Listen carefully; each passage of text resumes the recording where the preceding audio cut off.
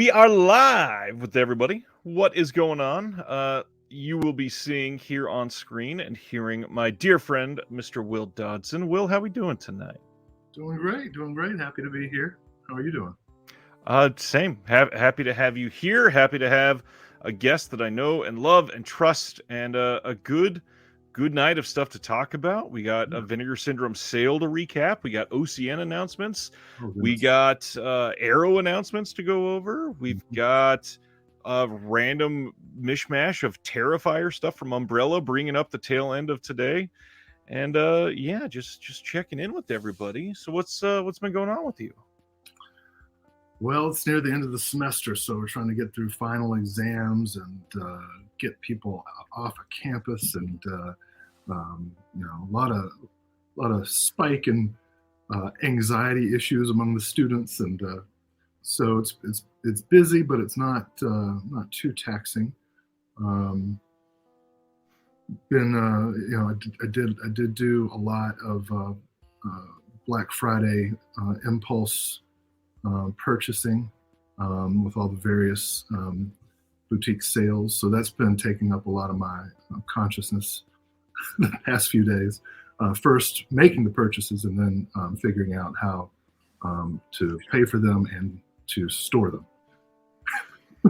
Yeah, those are always an issue. And this is a good time to remind everybody, make sure you're taking care of yourself as you're in this hobby. Make sure you're not overspending. Make sure you're paying attention to what your needs are first, because that should come first. These are all an addition to our lives, and yes, they make a lot of us happy. However, you got to take care of yourself first, and it's always a good reminder to check in. And it's nearing the end of the year, so it's kind of the perfect time to reassess yourself and your life.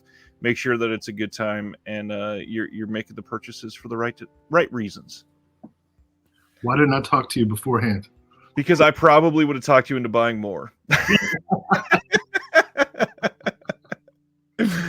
So other than sales stuff, any recent pickups that you want to highlight or share or anything? Oh yeah, I had some cool stuff that came in the mail over the past week. I think either last time or the time before we talked about the Chiba set. Yep. So that's just come in. I'm really excited to see Samurai Reincarnation in particular, the Bodyguard films. So really excited about that.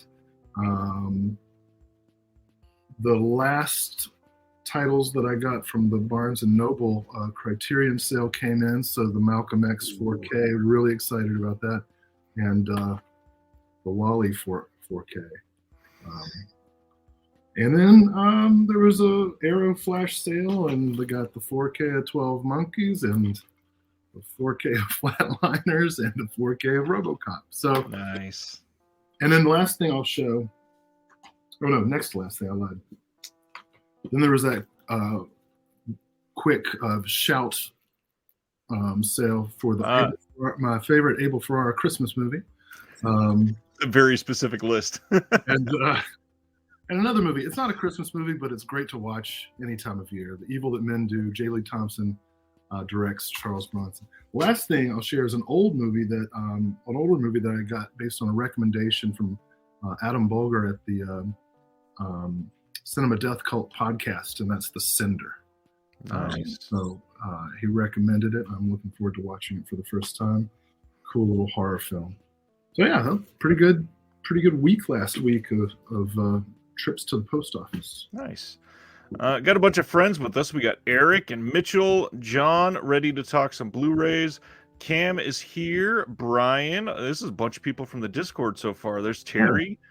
Dave, what's going on? Josephine watched Twilight from '98, Notorious, Leave Her to Heaven, The Holly and Ivy, and Bones and All, one that I'm really eager to see. Dustin is here. Mutual friend Stan Geezy here, just Stan like every other Thursday. Stan says I don't need to send my kids to college. Nope, not at all. Sister Agatha, Mike, Dustin says his Vincent order already arrived today. Not jealous at all. Christian's Hobby Blog is here. Hey. What's going on? Josephine reminding everybody, if you can't buy them, rent them from the library and get an inner loan if you are not able to find it at your library. Mm-hmm. Yeah, lots of interesting talk already in the comments. People talking about the Martin box set that will be Yeah. officially announced tomorrow by Second Sight. Anthony's here tonight, and let's see. Christian's hobby blog already shouting out that Slumber Party Massacre shirt. You want to mention Slumber Party Massacre at all? Well, here it is. Yeah, this was a Fright Rags Slumber Party Massacre 2. Nice. Which is my favorite of the series. I have an extensive relationship with the Slumber Party Massacre films. I did part of my master's thesis was about the first one, and the second one was actually the very first movie that got me into films. I found it. The year was 1996. I found it in a bargain bin at a hole in the wall video store for $3, and I thought it looked funny, and gosh darn it was. Just a brilliant, weird movie, and it taught me what movies could be like if you looked hard enough. Yeah, that's true. Mike just watched Martyrs. Mike, let us know what you thought. I'm curious about that one. Now you have a new understanding of life, death, and the infinite. Sardis bought Life Force. Nice. Yeah. Stan Geezy just watched Glass Onion, the sequel to Knives Out. Quiet Rob, what's going on? Film Nut. Let's see. Josephine asked a question. Let's talk about this. If you were to have a horror movie slumber party of your own, which actors would you invite? Oh. You want to start? I already have like my group. Yeah. Some of the ones I'd go for are some of the ones that I grew up excited to see them in films, and some of the younger ones, back in the 90s, I'd go with somebody like Christian Slater. It's not a name that we hear a whole lot anymore. Don't take a drink from him. Never. And this will be a dry party just in case. Let's see. I'm trying to think back when I was younger, what I would go for. That's why I went with Christian Slater. I'd probably be like Elijah Wood back in the early 2000s. That'd be a fun one. Get some hobbits in there. Let's see. Toni Collette. I mean, that's around the time when I really started to fall in love with everything she was doing. She'd be a fun one. What about you? Well, I'd want somebody to tell me ghost stories. So Keith David. Absolutely. I'd have him. Can't trust him. Be careful. I would definitely want to hang out with like Bill Moseley, Tiffany Shepis, people like that. Good stories seem like they'd be fun at a party. Atanas Illich, the driller killer from Slumber Party Massacre 2. We have a question on that, actually. Video Store says, I have to introduce Slumber Party Massacre next week as part of my master's degree. I've never seen it. Where can I read your thesis? Well, I can send it to you if you want to send me a message or something on Twitter or whatnot. But I assume it's in, right? They have to share. They have to keep those at the library of the school you went to. So Radford University Library would have it. But I've revised it since then. That checks out. I'm going to go through some of my pickups, and actually Film Nut is talking about one of them, Testament from Imprint Films. Yeah. Such a harrowing but brilliant film. I just got this in for review from Imprint. I got a few more from them. We got in North Dallas 40. This is, of course, with a super young looking, and you can see it in this beautiful picture on the back, young Nick Nolte. And then this is probably the one that I'm looking forward to the most because I don't think I've seen this one ever. Louis Malle's Pretty Baby. Nice release from them. And then, last one from Imprint, the Molly Maguires. Oh, all right. Interesting month from them. Got Sean Connery in there. Can't wait for that one. But the exciting thing, mutual friend Stan Geezy sent this to my house. And so I'm going to open this for the first time. I tore open the end, but this is the first time I'm taking anything out. And I know. Here we go. From Stan Geezy. This is his book. And man, that is a nice cover. Yeah. The Making of Toby Hooper's I'm Dangerous Tonight. I think I've heard of that movie. Yeah. It's a good one. This is called Red Scare, and it's by Murrieta Press, and you should be able to get this pretty much anywhere. Stan, thank you so much for this. I am eager to eager to That's dive into this. I like some of the art in the back. Nice. great book. And then the other one that came with it is Smoldering Embers. Yeah.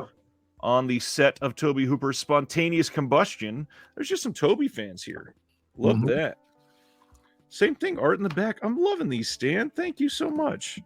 And then I don't know if this is appropriate for air, so I'll scan through first. Hi, Ryan. As promised and closed, please find copies of my book, Smoldering Embers and Red Scare. Hope you enjoy them. If you know the films well, you can dip in at your leisure or read them start to finish. It is going to have to be a start to finish because I am eager to dive in. Yeah. Also, keep you posted on the progress of my next project that I will stop reading there, just in case. Love the podcast. It's become a part of my Thursday ritual. All the best to you and yours, Stan. You were amazing. Thank you so much. I will happily let you know what I think of those as soon as possible. That's great. Film Nut says, Pretty Baby is beautiful, but uncomfortable due to the subject matter. And that has been like the story of a lot of these imprint films releases this year, actually. Let's see. Any recent exciting watches you want to highlight for anybody? Do you have time to watch anything recently? Yeah, mostly stuff for work. But so on the last day of my intro to film studies course, we showed a film that my teaching intern actually picked out, but one that I hadn't seen in many years, so I was happy to see again. But I'm a cheerleader. And so that was, we got to have some interesting discussions about that. A lot of fun. Paul Schrader's Hardcore. I saw the Twilight Time Blu-ray of that. It looks really good, and talk about uncomfortable subject matter. Yeah.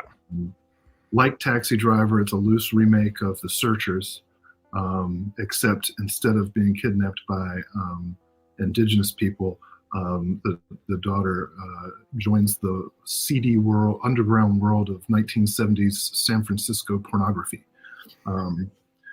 So that was a good one. And George C. Scott's fantastic in that film. Watched a couple Busby Berkeley musicals. Most uncomfortably, a film called Babes in Arms with Mickey Rooney and Judy Garland, which was nominated for several Oscars, but features Rooney and Garland in a blackface routine that is just not, I mean, it's never okay, but this one's like particularly egregious. That kind of, I was not expecting it. So I'm interested in listening to the commentary on that disc. I wonder if it's addressed. So those are the most recent films I saw. I'm about to embark on a project about Jack Arnold, the director who did Creature from the Black Lagoon, Incredible Shrinking Man. I'm writing about several of his westerns, and Red Sundown is one I'm going to watch this weekend that I'm very excited about. Nice. So that's what's going on there. How about you? I mean, the only one that I've had people ask about recently is I finally got around to watching Pearl from this year, and I enjoyed it thoroughly. I think Mia Goth was incredible. I don't think it was as good as X for my tastes. I mean, that kind of falls in line with the Tobe Hooper talk, because X was very similar, at least in tone and setting, to the original Texas Chainsaw Massacre, and that just fits me more to a T. Pearl was great, really well acted for her. Nice character study, because she really dives in on that one, and it's got some interesting takes, but it was it was good. It's interesting to see what Ty West has been able to do with this. Yeah, I haven't seen either of those yet. I know somebody's going to be mad at me, but no, it makes sense. Not anything that should be chastised. That makes perfect sense. Let's see. Mike brought up, I also watched Argento's Demons 1 and 2, which was one of his productions. I guess after watching them, I've never seen them. Huh. We are going to be talking about Argento right after we do announcements tonight, so that's exciting. Then Mitchell had a question. How different is the director's cut of But I'm a Cheerleader? I don't know that I've seen the director's cut yet. Yeah, well, that's what we showed. And so I saw the original probably 2005 on home video. Right. And that was the theatrical cut. So I can't remember what has changed, but I did read an interview with the director, and she talked about how there were several scenes that were character development scenes, a couple scenes with jokes that weren't necessarily relevant to the main plot, but jokes that she found funny that had been cut because originally it was going to get an NC-17, even though there's hardly any cursing in the movie and no nudity. But at the time, and this is what 2000 and when did it come out originally? 2003 maybe, somewhere around there. Oh no, 1999. Oh, so, really? Yeah. So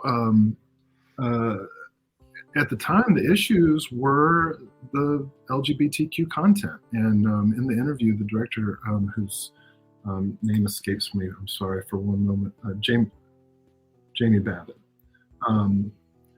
She said that without going into it, that one of the what do you call them, censors, advisory board people, said that she had to cut out a scene where there was implied, oral sex between two women characters.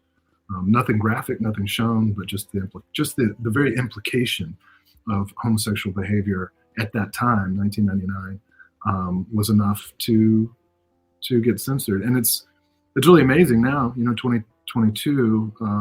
Certainly, we still have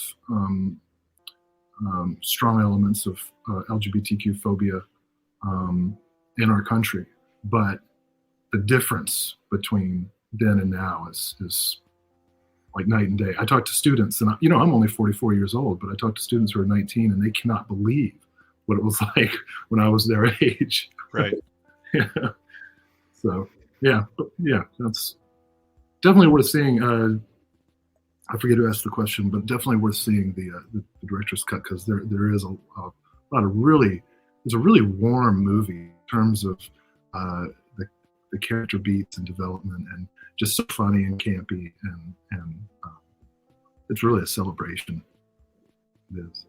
It really is a great movie. It's one that I saw, gosh, I can't even remember the first time I saw it. It was probably around 2006-ish, 2007. And then I showed it to a couple people just because of how it struck me. And then somewhere around like 2013, I just lost track of it. And it was suddenly hard to get on DVD, nowhere available to stream. And then this Blu-ray came out of nowhere, and I was like, oh, thank goodness. So yeah, I would snatch that up if you've never seen it. It's a really great Blu-ray, fantastic movie, incredible performance from Natasha. Just an incredible movie. Let's see, a couple more questions maybe. Well, here's one I'd like to hear your take on, because I'm sure you got something to see. Sad to hear about Albert Pune. Anything you want to say about Albert? Man, I just got that new book about him. I'll have to look for it later. Nobody wants to watch me looking off screen. What a unique visionary, someone who never compromised their vision. Yep. So energetic. By coincidence, I got a German import of Cyborg that has the Slinger cut, like a work print cut of Slinger. And I was gearing up to watch that just to see the differences, because I love Cyborg. My wife is a huge fan of The Sword and the Sorcerer, so that's a go-to date night movie for us. Just got the 4K of that, so I'm excited about the Nemesis movies. I mean, you can go on and on. Crazy Six, Mean Guns. I mean, and he had such a range, within the sci-fi and action genres. Yep. He could have so many interesting stories, character arcs. So many times I'd find a movie in the video store that would look interesting, and then I'd say, oh, it's Albert Pune. Had no idea, but here he is. So I was really sad to see him pass, but I hope that he was able to enjoy a lot of the reappraisal he got from his large cult fandom over the last decade or so of his life. Yeah, and these last couple of years, thankfully, we've seen a lot of releases of his stuff so that people could reappraise them. And Admittedly, I was never a huge Pune fan. I think I just missed the age bracket on growing up with them to have the nostalgia factor play a huge deal. But the real thing that I eventually grew to respect more than anything was this form of like MacGyver innovation. No Mhm. matter how small the budgets were, he made things look so much better than they had any right to look.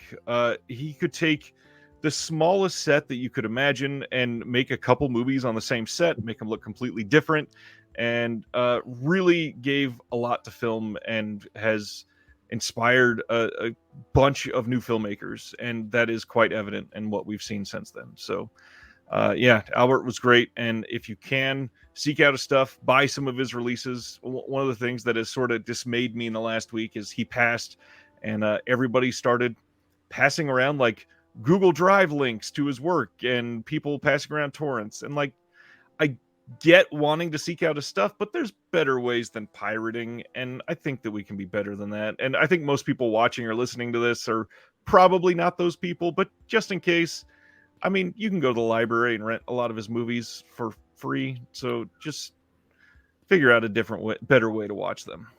Oh, and so many of them are now available in boutique releases, and you can see just how good Right. they look. Alien from LA, Dangerously Close, all that stuff. MVD Rewind alone has like 3 or 4 of them. So yeah, there's a lot out there, and yeah, seek them out. They're great. Anything else newsworthy that we want to talk about before we get into the announcements? Anything exciting you want to share? God, I'm sure there is. But I'm so flustered. Uh, as I mentioned before, there's going to be, I think, two um, two book-length edited collections of essays on Wes Craven that come out next year, 2023. Nice. And I just finished up essays for each of them. So, so mark your entire 2023 down To check every day. to be monitoring when those come out, because it's going to be time for a Wes Craven chronological film festival. Go through every single one next year. Those are the big projects that I'm working with the Jack Arnold thing. So that's all the news for me right now. Well, Stan wants to bring out a little bit of personal news. Yeah, I saw that. Thank you. Last week, Jeremy Long broke your personal record. So how are we going to approach that? Well, it probably ain't going to happen tonight. But I was going to say we're both looking a little rosy, ready to go to sleep already. But although this will not be 5 hours, Will and I have a lot on the back burners that will be happening in the next few months, and Wes Craven is just the tip of that iceberg. Yeah, I'll break the record, and I want to point out that like an hour of that was just watching him shop. I'm going to give you 6 hours of content. Oh man, I'm gonna have to make sure the AirPods are really charged that night. Let's get into some announcements. First of which, we are going to recount what happened during the sale last time for Vinegar Syndrome.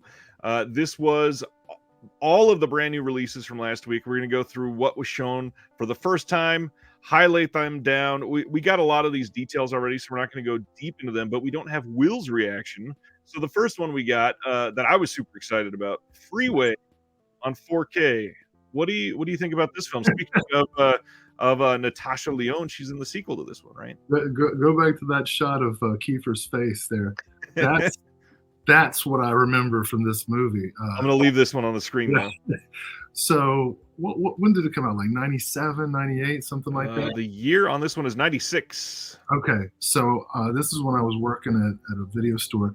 And the video store I was working at was a cow-themed video store called Movies. And on the tapes it said, if you don't mind, could you please rewind? And there was like, the walls had like cowhide, spots. And I'm not sure how the marketing was supposed to work. But at any rate, I spent a lot of time, renting everything that I could. And Freeway came out, and so I get it with some friends, and I did not get it. I did not get it at all the first time I watched it. I was like, I just feel weird. odd about it. I didn't like it.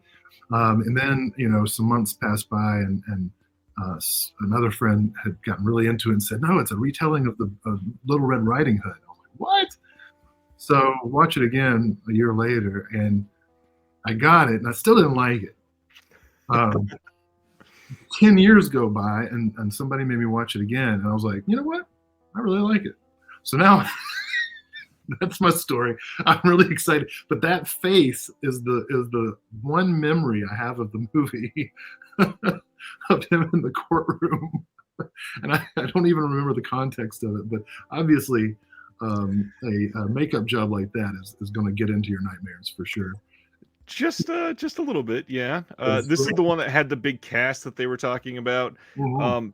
Definitely some big names in this. I mean, Kiefer Sutherland, like you mentioned, Reese Witherspoon, small part from Brittany Murphy. Amanda Plummer's in it. Brooke Shields plays another small part. Good movie, and the sequel to this, I think you can still get from Dark Force whenever they open ever so often. Mm. Yeah, this is a movie that was kind of made to be a cult film.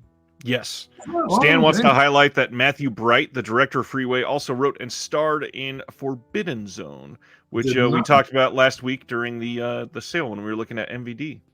Okay, did not know that, but that makes me even more interested in revisiting both films now. The other mystery title that was revealed is Evil Laugh from 1986. This is not one that I have seen previously. Have you seen this one? Not seen nor have I ever even heard of this one. So this was a mystery title that remained a mystery title once it was announced. So that plot description sounds pretty familiar. We've seen movies with that kind of plot before, and so it sounds like something that's going to be kind of comfort food for me. I guess that'll be coming in my subscription. Yeah. Not Scott Baio, but Stephen Baio. I wonder if they're related. That's a good question, probably. Let's find out. It's not a super common name. Yep, it's his brother. This one got me excited primarily because obviously the plot, but then on top of that, on almost 80 minutes, brand new feature-length documentary, including interviews with a bunch of people associated with the movie, and I love when they do extras like that. Same, yeah, those are always a lot of fun. I like how well it's getting less so now because these boutique companies have been around for a while, but at least for the first like wave of these documentaries, my favorite part is how kind of surprised everyone looks to be to be talking about these movies. Like, you really, I was in that. Yeah. That I think which one? I think it's the Candy Snatchers from Vinegar Syndrome. The director was like, "Are we really going to sit down and talk about this?" Something like that. Next up, we got a couple of VSAs, and they continued down the line with Cynthia Rothrock. This is Sworn to Justice. This is coming. This is from 1996. I have never been huge into Cynthia Rothrock, more so discovering her with the glut of releases we're getting recently. Were you ever real big into Cynthia Rothrock? Oh yeah. Discovered her work, her oeuvre on late night Cinemax and USA. Had never seen, this was before I really started watching Asian cinema. I didn't know who Michelle Yeoh or any of these people were. And so this was the first time I'd seen really a strong woman action lead. Although, even in movies where she's the star, a lot of times she's relegated to secondary scenes, as she's talked about in many interviews, which is infuriating because she's good. I always show interviews with her and scenes from some of her movies in my cult films class, and Sworn to Justice is a really good one. So this was probably the title I was most excited about on that announcement. Nice. Yeah, a lot of fun. A big one for a lot of people is the other VSA. We are getting Santo versus Dr. Death. First off, love the art on the slipcover. I love how it looks super vintage. Love that they went for this sort of very like lucha libre poster type look on here. And this release, first of all, I believe this is still the oldest VSA title that we have so far, 1973. Yeah. And it sounds like we have a lot more Santo to look forward to from the VSA line. Well, all right. I've seen a couple of Santo movies here and there, but never really delved deep. So I'm excited for this to kind of expand my experience. This is supposed to be one of the good ones, and I am eager to check this one out. I've not seen this one itself yet. Not a ton of extras on here. We got a new video essay by Orlando Jimenez, but the cool thing is a lot of the Santo films have kind of faltered in the language tracks, and this one is presented in both the original Spanish language soundtrack and the optional English dub, which is always good to give people the option. Not enough boutiques have been doing that. I think the last couple of years, a lot of them are stepping up to that. Yeah. So it's nice to see. Yeah, I remember Andrew mentioning that in your Severin interview, right? How important the subtitles were. And I was so glad to hear it, you know, the importance of good translations and just having them. Yep. So, yeah, cool. One of the things I've been trying to push for with a lot of these boutiques is when can we get subtitles in some of the extras? Because there are a lot of people that are hard of hearing that would love to listen to commentaries, and they can't hear them, because especially commentaries, because a lot of times you hear two sets of dialogue at the same time. So it's tough. Next up is the slipcovers that they put out, the catalog slipcovers. We got the lost films of Herschel Gordon Lewis. This was the very first Vinegar Syndrome release on Blu-ray. That was a part of the Vinegar Syndrome line, at least. This was number 1.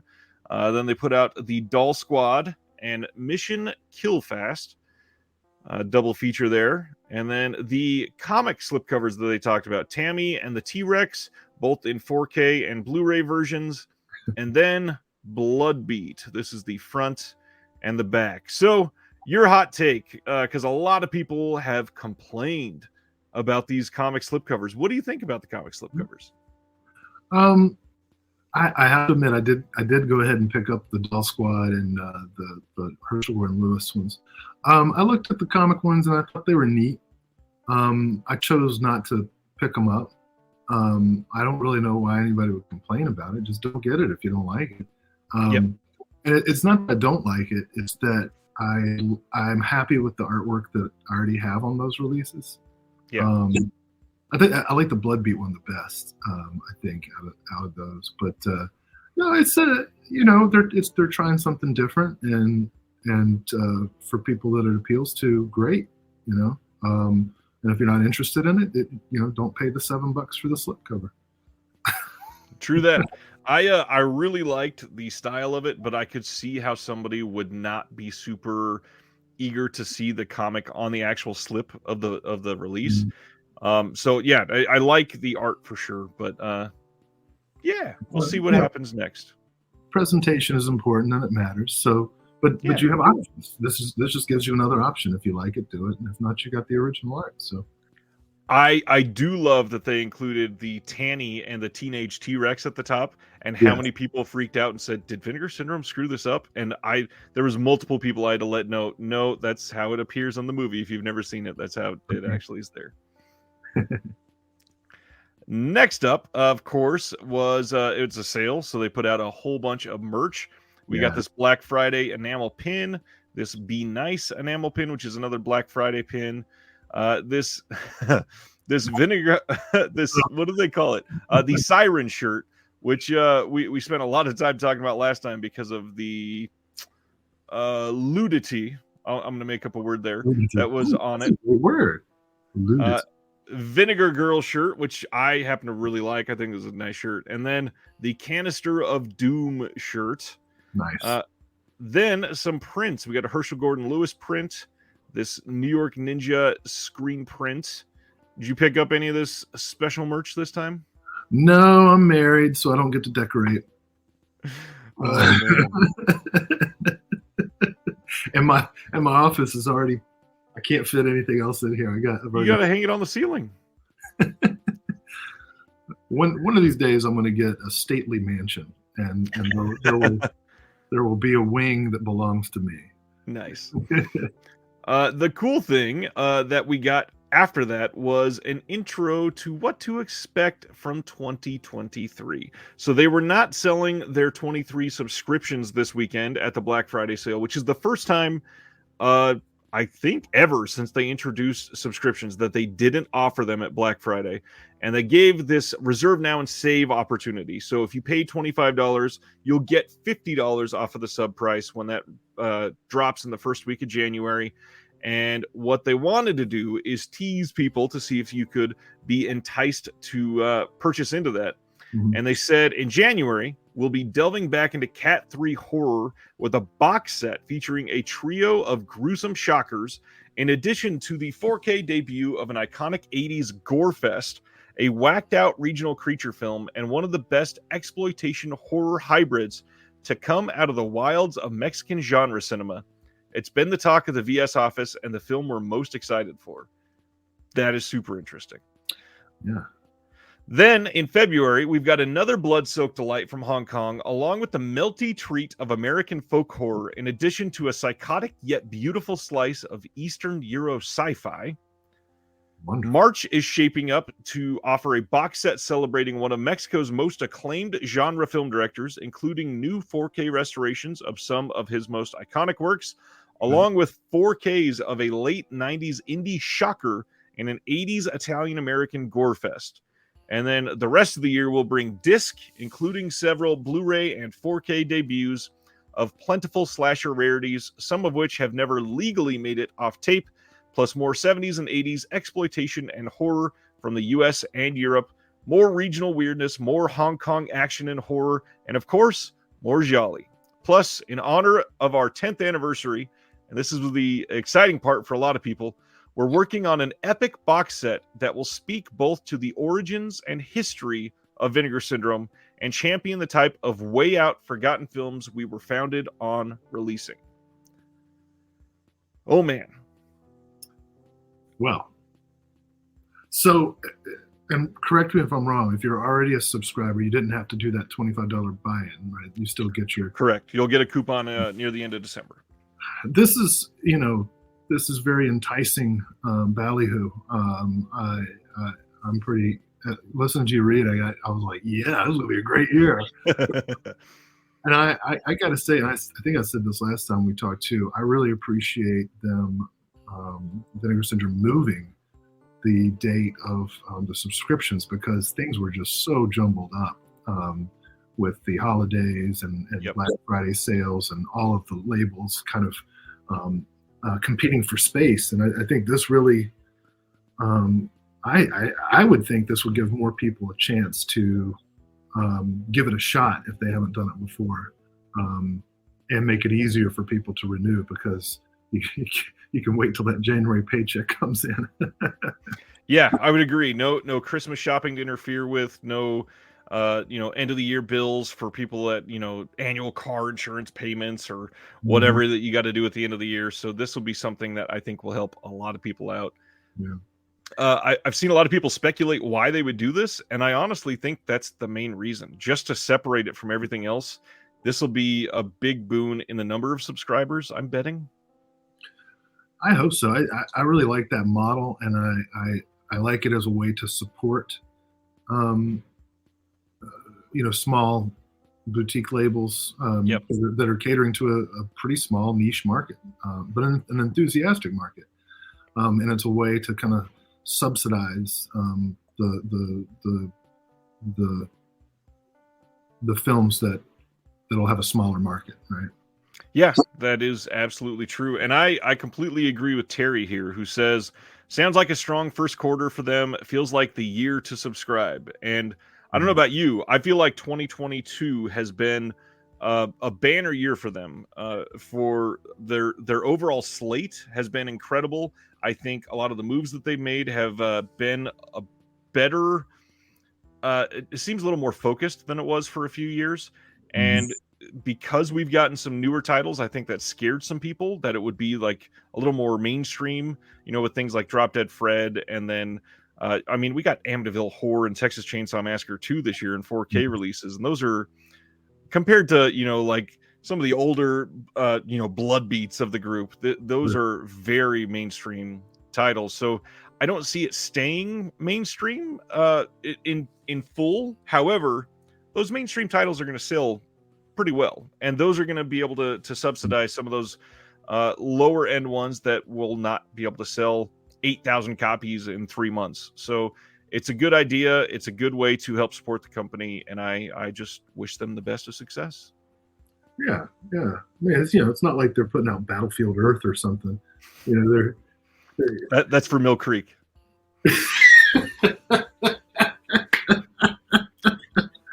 What a specific joke. This is the only group that could understand it because they actually put out Battlefield Earth. So that's what a random movie to come up with in my head. And then for you to slam it home, that's great. That's synergy right there.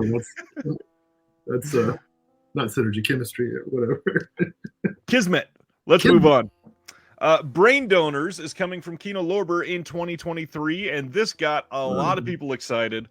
This is getting a new 2023 HD master from a 4K scan of the OCN. This stars John Turturro, Mel Smith, Bob Nelson, and Nancy Marchand. This is directed by Dennis Dugan, who did Happy Gilmore. Yeah. Brain Donors. What do you think of Brain Donors? Well, it's got the sharp, snappy writing of Pat Proft and the lazy, generic direction of Dennis Dugan. I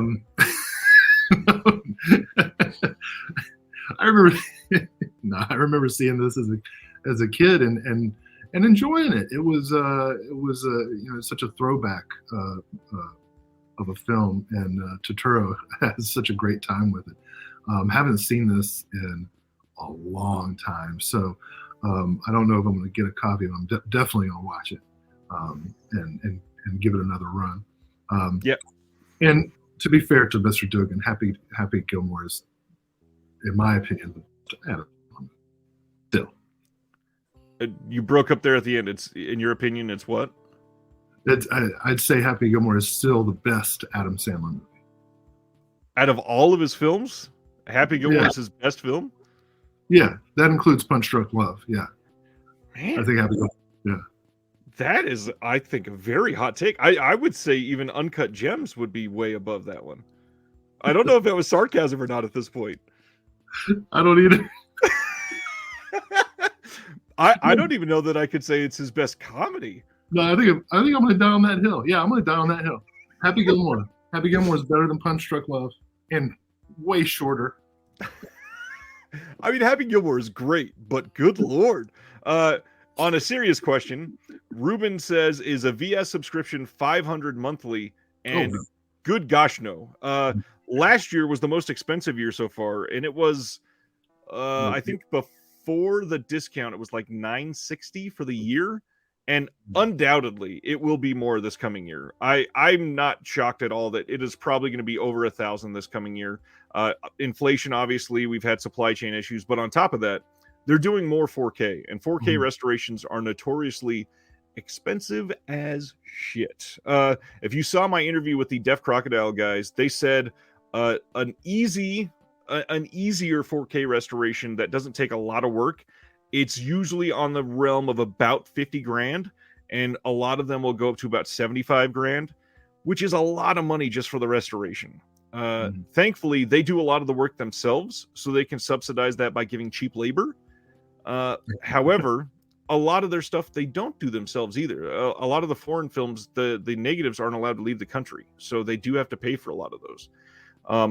My guess for the coming year, and I would love to hear what you think of this speculation, and since this isn't Brain Donors, I will pull that off the screen. Somebody asked me what I speculated, and I had a few guesses, and obviously they've changed since I made this first guess. I said that it was likely, without any discounts, going to be $10.99. If they gave people an opportunity that did a flash sale pre-order to get a small discount, it'd probably be $10.49. And then people that were a subscriber this year, it was probably going to be $9.99, just to give people that little legacy discount. Yeah. But it sounds like they're only going to give current subscribers that same $50 discount. So I don't see it going much higher than $10.99. But I gotta say, I mean, I'm not trying to shill for the company or anything, but I, I always thought it was a pretty good deal. It's a great deal. Even if it goes up, you're talking less than $100 a month for um, for these releases. So for that are consistent. And I think, what do you have? 1 month where there's 2 months where there's no releases, right? Correct. But you get like the discounts for the partner sales and things like that. So um, yeah, I resisted the subscription at first just because paying up front was kind of a sticker shock for me. But then when I kind of looked at the release catalog and the number of films that I wanted to pick up, it quickly became obvious that there was much more economical to subscribe, even with it going up a little bit. So, well, I'm gonna pull down this other screen that I've been sharing, and I'm gonna actually show everybody on this little thing a spreadsheet that one of the patrons shared in the Discord. And this is a list of every release that came out this year from the Vinegar Syndrome line wow. and the total costs. So if you were to get everything at MSRP, which nobody ever spends MSRP, we understand that, it was $1,916. The regular price with no discounts on anything totaled $1,326. And the sub price that this patron had spent last year, which was discounted, it was $895. If you did it without being a sub the year previously, it was, I believe, $960 last year. So just by subscribing, if you look at this, because there's no other way to get discounts on all of these other titles, you are saving more than $300 alone if you're going to get all of the titles. Now, on top of that, then there's also discounts on the VSAs, the VSUs, if you're going to get any of them, and then all of the partner labels. And Eric is the patron that shared that, so thank you, Eric. I love how detailed people in this community can get with their collecting, and you should see all the lists and databases I have and on my desktop too. So I applaud you, Eric. That's a nice snapshot to demonstrate the economy of this. Absolutely. Let's keep going though. That was Brain Donors. Next, Kino Lorber announced a 4K UHD of Staying Alive with John Travolta. This one is directed by Sly Stallone himself. Yeah. This is the first time that they announced a 4K, and I was like, I don't know that I want this one at all. What do you think of Staying Alive? So I teach a course on musicals as well, and Saturday Night Fever is one of the films that I show in the later half of the film of the course, and I'm always surprised at how good of a movie it is. No doubt due to the work of production assistant Lloyd Kaufman, but I've never seen this sort of sequel. It has a terrible reputation, and I'm now at a point in my life where I'm like, you know what, I need to see this. So I do really want to watch it. I doubt I'll pick it up, but maybe it'll surprise me. I don't know. Sylvester Stallone, especially at this point in his career, he wrote and directed some compelling stuff. Yeah. And so yeah, I'm gonna give this a shot. I'm not gonna because I've never seen it, and I've kind of snickered at it based on reputation alone. So I will wait for your review before I jump in.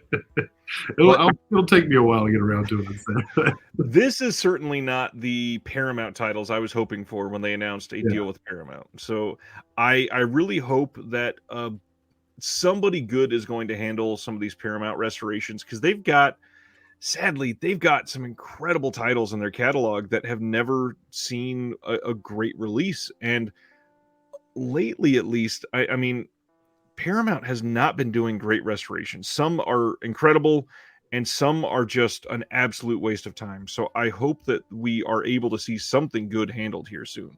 Mm. Next up, though, that was just a shout out for the Patreon. We'll talk about this one a little bit because we got some more details. The Dentist is coming from Best Drawn Video, and we'll talk about this more in a second because we got some details. But on this one, it is coming on January 24th. It is going to be both The Dentist and The Dentist 2 in the same package, and it is a 2-disc set. And I think, in 1 or 2 posts, we'll talk about the full extras, and then you can dive into that one. Okay. January 31st, Disney Movie Club exclusive is coming with a Mickey and Minnie 10 Classic Shorts set. A couple of these are making their HD debut on this set, and this is labeled as a Volume 1, so there will be more coming probably. Again, Disney Movie Club is surprisingly worth it if you are into a lot of the Disney stuff. They have some decent exclusives, and it's much, much better to pay. It's like $10 on sale for a lot of their exclusives. And then if you are a Movie Club member and you've already done your whole commitment thing, you don't ever have to spend any money ever again. You can just keep it open and decline the monthly things they send you, and then get these exclusives as they get announced. So it can be worth it. If you're into it, I got a link on there. No big deal. Crimes of the Future from David Cronenberg is coming on 4K from Decal on January 31st. And when this originally got announced, this pissed off a lot of people because they conveniently announced it just like a couple weeks after the Blu-ray came out. Did you get a chance to see this one this year? I did. I saw it in the theater, which I was super excited about. And then I knew there was going to be a 4K, of course, but I jumped the gun and got the Blu-ray. And I'll upgrade eventually. Cronenberg is probably my all-time favorite director. Sometimes I switch it around but in my heart I know it's always going to be him. And I really enjoyed this movie because I felt like he was revisiting some themes from the perspective of a person late in life. And it was gross. And I just loved it. So I'll get the damn 4K. The hard part about this release too, I don't think any of these extras were on the Blu-ray release at all. Nope. So not only is it an upgrade to the video, this is an upgrade in every sense of the word. And it comes... it had to have been when this comes out, it'll be January, so by then it might be 5 months after the Blu-ray came out that this will be on shelves. That's rough to do to people. Anyways, I put up an interview with Troy Howarth, who is incredible. Talked about Jolly, talked about Umberto Lenzi, talked about some of his favorite directors and all kinds of things, from cancel culture to why Criterion's been slipping. Give it a watch if you are into it. Yeah, that's amazing. You've been killing it with the interviews, man. You're just getting so many great people. My only complaint is that it's hard for me to keep up. Well, thank you. I've noted that, and because of that, I've got like 5 already recorded. I'm just kind of trying to slip them out there as I can. Wonderful. Next announcement, RLJE and Shudder are putting out VHS 99 on Blu-ray. This should be no surprise. They've pretty much been doing that for all of those Shudder films. This continues. This turning into a franchise, I guess, the VHS franchise. Some really interesting stuff lately. Did you get to see this one yet? No, not yet. But it's definitely high on my watch list. What do you think of anthologies overall? Because I know some people hate them and some people really enjoy them. Well, it's like any other kind of movie. If it's good, it's good. And if it's not, it's not. I mean, as far as the format goes, I really enjoy the opportunity to watch several short films, especially if they're short films by directors that I like that are linked together. You think of Body Bags with Tobe Hooper and John Carpenter. You think of And then you think of something like Tales from the Hood, which is a Classic. single director, their vision. There have been plenty of anthology movies that have been kind of blah, but so many are classic. Was it Amicus that did the Tales from the Crypt? The original one? I think so.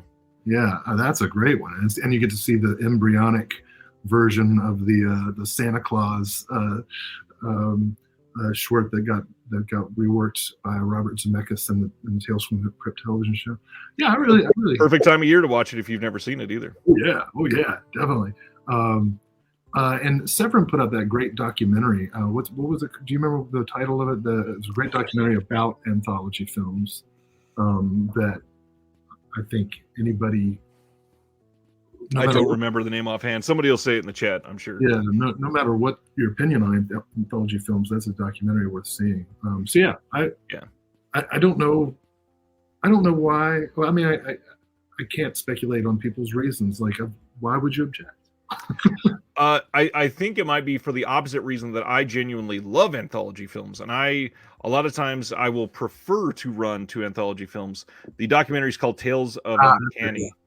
That's from John. Thank you, John. I prefer anthology films a lot of the time because when I like ingested novels day to day when I was younger, I loved short stories, stuff like the Stephen King shorts, some of the old like mystery tales that were out of mostly out of like the UK from back in the day. I would just dive in, and the coolest thing would be able to set it down for just a minute, go do something else, and come back and not be in the middle of a story. You could finish one in just a few pages. And with anthologies, it's such a similar feeling, but with film, it's kind of a little, I don't know, it's maybe a little more antagonistic emotionally, because if you're going to get invested in it, it's a lot easier to emotionally invest in a character that you're seeing for 20 minutes and they're going to be gone, and you can be shocked, but then immediately dive into something else. And it's just exciting to see.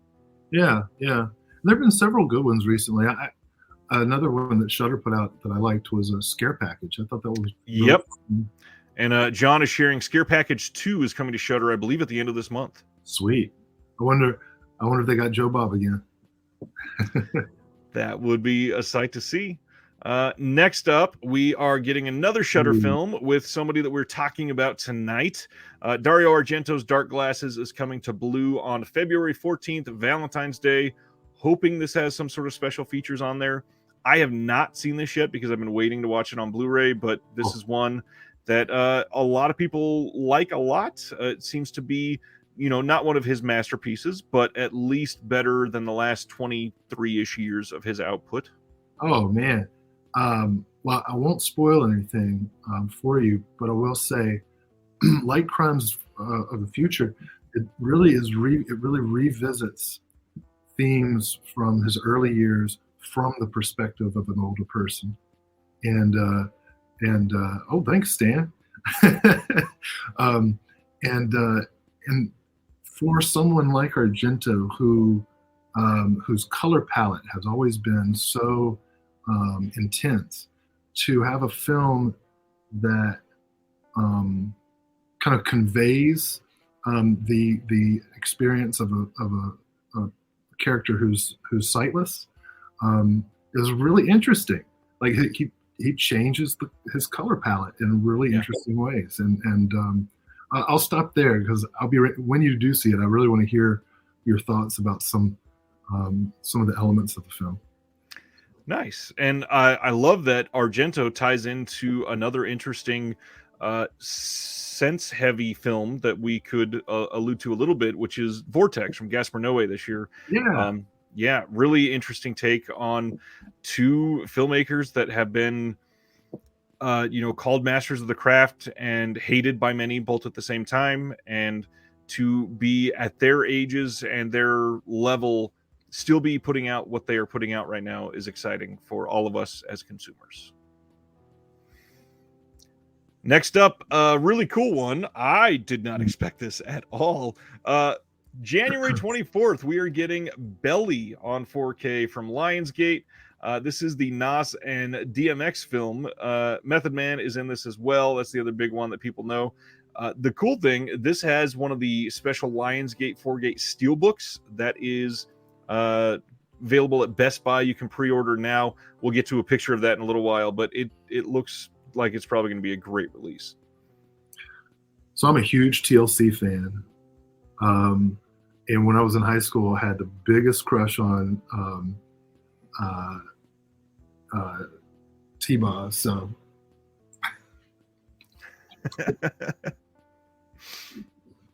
that's all I got to say about it. I'm going to see it. That makes sense. Yeah, I can't wait to see the opening of this film on 4K. It's going to look amazing. You can pre-order it now. And here we go. Here is the Vestron release that Will is dying to talk about.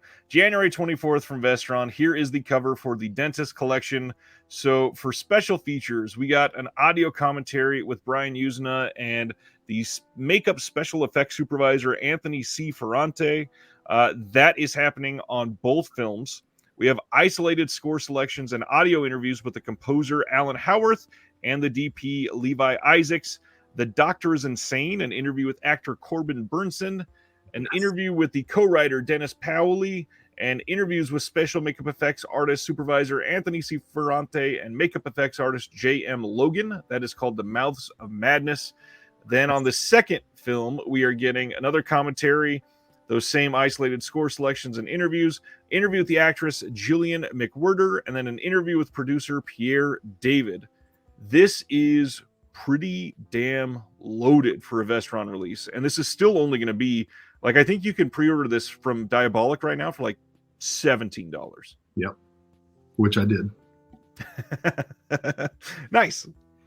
So excited about this. I was actually looking at some I think they're German Blu-ray releases, like super pricey, have no idea what the quality was, but I was like, I gotta get The Dentist on Blu-ray because my copies of both films are like beat up old Blockbuster rental DVDs, and this is so exciting. Brian Usna still does not get enough credit as a director.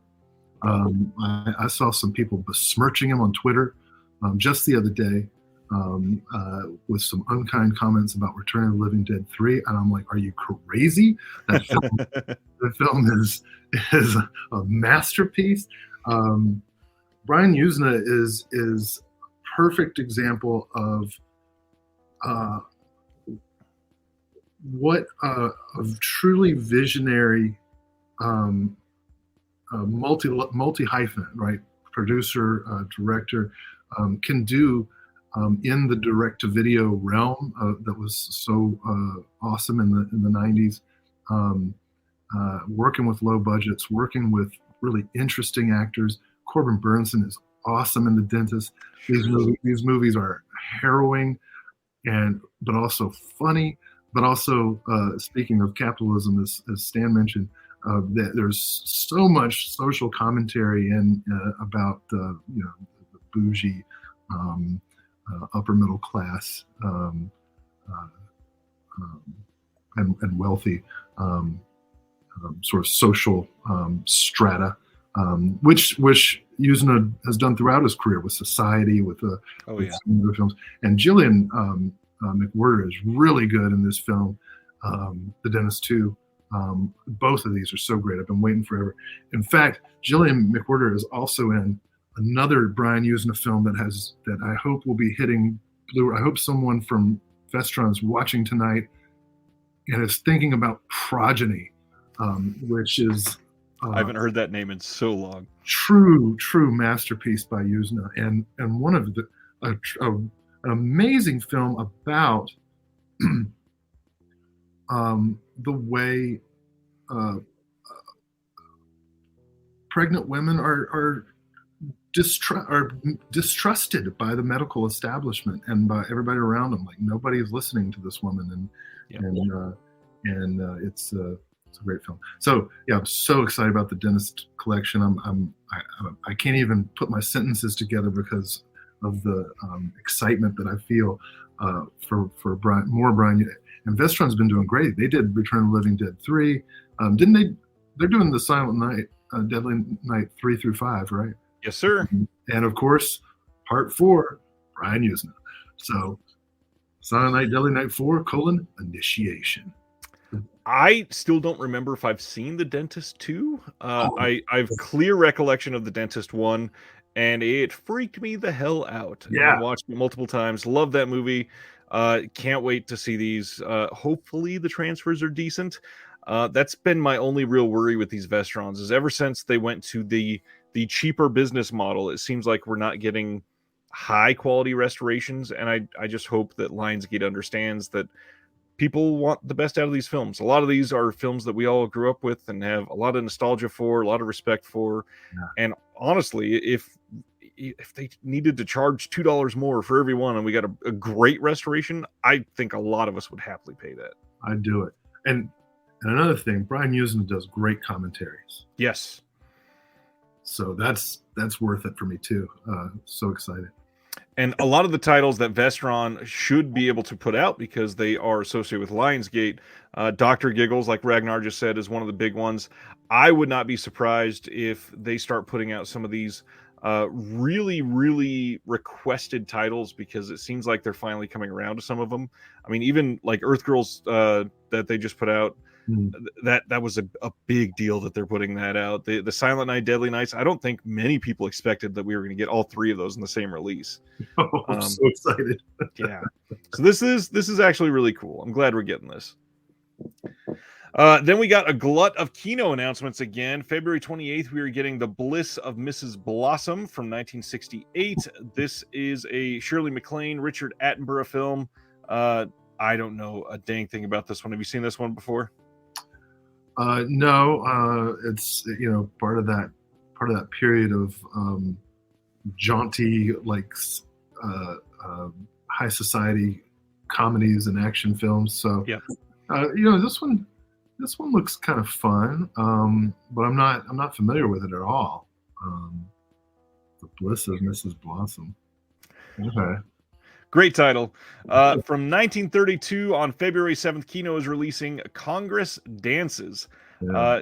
Yet another time of my life that is super blind to film. I have very little from the 30s and 40s that I know much about, but this gets an audio commentary from film historian Eddie von Mueller and some English subs. It's another F.W. Murnau film. Any thoughts there? Wait, this is directed by Eric. It's one of the ones that he did, I believe, production for. It was from his studio or whatever. Okay. Yeah, cool. Love the cast. Anything that Conrad Veidt is in is cool. I'm not familiar with this film either, but I'm very interested in seeing it. I'm particularly interested in this period of time. So this is an exciting release for me. Yeah, and obviously you've been dealing with a lot of the 30s and around their films recently, so that's cool. Next up, another Cohen Media film. This is one that a lot of people are excited about. It's a Jacques Rivette film, Love on the Ground from 1983. This is getting an audio commentary by the director emeritus, New York Film Festival, and professor of film and media studies, Columbia University, Richard Pena. It's got a trailer on it, but the big thing is just it's a Rivette film that stars Jane Birkin, and a lot of people are into this. I don't even know that I've seen maybe one or two other Rivette films. I don't think I've seen this one yet. Yeah, I like Rivette, and this is one that I haven't gotten to see before, so I'm pretty pleased at the opportunity. Cohen Media's like quietly killing it lately. They seem to be putting out like 3 or 4 a month these last couple months, and they all are just great titles. Yeah, France is really getting a lot of love from Cohen. I mean, always, but lately, just some really, really good films that haven't been available. So that's true. Lots of Truffaut coming from Kino in February as well. Speaking of France, coming on February 28th from Kino, The Crimson Rivers. We talked about this one before, so we just got a release date and some special features. This one gets audio commentary by the director and Jean Reno and Vincent Cassel. There is a documentary on this called The Investigation, some other featurettes, and it looks like a pretty strong release. Looks good to me. Yeah, really excited. director of Hate, and this is again a film that I've wanted to see and haven't had a chance. So Next up, a pretty exciting title that I posted about this morning, coming on February 27th on a 4K Steelbook in the UK from Studio Canal. We are getting The Man Who Fell to Earth from 1976. This is a title that has been a little difficult to see for some people, at least on a good Blu-ray. This has been out of print for a while, and this is probably going to be a strong release. Hopefully Studio Canal doesn't put on their compression issues that they've been having on some of the films over the last couple of years. This is probably going to sell pretty well for them. The Man Who Fell to Earth. What do you think of Bowie in this film? I think all that needs to be said is to look at the image there. Yeah. It's beautiful and sexy and sad and wondrous and excited and happy all at once. And I don't know if you're talking about the film or Bowie. Both. And really, can you even separate them? True. Because he's so. He is this movie very much. And it's one of those born to play that part moments. I have the DVD release that Criterion did that also has the novel. So I don't want to give that up, and unfortunately missed the opportunity when Criterion briefly had their Blu-ray upgrade. So fingers crossed that this will be a good transfer and I'll be able to put them together. I think I'm definitely going to have to display this one with an emphasis on display. And who knows, Criterion potentially could get the rights back for this in the U.S. This has nothing to do with the U.S. necessarily, so we'll see. Yeah. This is that steelbook for Belly that I talked about earlier. Really wanted to highlight the front cover of the steelbook a little bit, so I'll zoom in there. That's really cool. Interesting art. They got one of their crazy Lionsgate slipcovers with the normal art that you're going to pull off and be able to see this behind it. This looks like a great release. Like I said, you can pre-order this now, lock it in, and those Best Buy pre-orders, those have been going fairly quickly, so if you're a steelbook collector, you might want to jump on that. Next up, this is the exciting one I mentioned earlier, coming on December 19th, which is in 18 days. And this just got announced today from Second Sight in one of their patented limited edition boxes. We are getting Tangerine from Sean Baker from 2015. And for those that haven't seen it, the movie is incredible. Their synopsis they're using is: after learning that her boyfriend cheated on her while she was in jail, a transgender sex worker and her best friend set out to find him and teach him and his new lover a lesson during a chaotic Christmas Eve.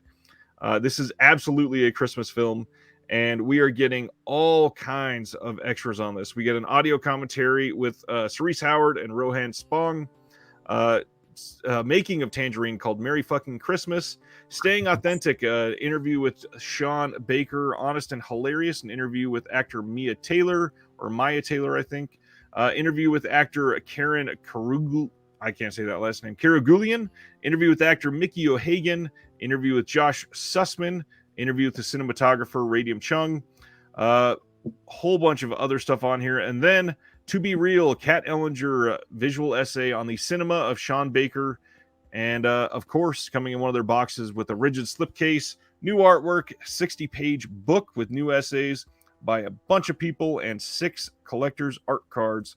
Here's a close-up on that outer cover. Wow. What do you think of Tangerine? Well, I'm a huge fan of Sean Baker. We've talked about him before. Of course, you had a great interview with him not too long ago. Tangerine is such is for somebody who teaches film. Tangerine is such an important film in so many different ways. The way it was filmed, right, on iPhones. Yeah. The subject matter, obviously, the dignity of the characters, even as they kind of deal with sordid situations. The fact that this is not an exploitive take, as so many films have been with regard to subject matter like this, and people who are in vulnerable populations. And I mean, just look at that cover. That cover really captures what's so gorgeous about the movie. Yeah. And I don't want to like slobber all over anybody, but Sean Baker is such and the word's kind of overused, but he really is such an empathetic director. Yes. His films just. I'm thinking about various Sean Baker movies and trying not to get emotional, Yeah. because they're always such experiences. So I'm really excited about this. This is a film that I teach a lot, Tangerine, for both technical reasons and because of representational reasons. And so yeah, beautiful. I had one of the patrons in the Discord ask about this film because they had not seen it, and rather flippantly, I responded that it is a dramatic sex work focused version of Crazy Stupid Love, and obviously it's not as simple as that, but it's a story that it's very easy to get enraptured in different characters, and then to see the way everything comes together at the end of this. Again, the way Sean does every film, it's just this perfect slice of life. And so to see how everything comes together in this slice of life is just almost like therapeutic by the end of it, the way that they're all affected. And it's a great one. Christian's Hobby Blog is right. Florida Project, another great one.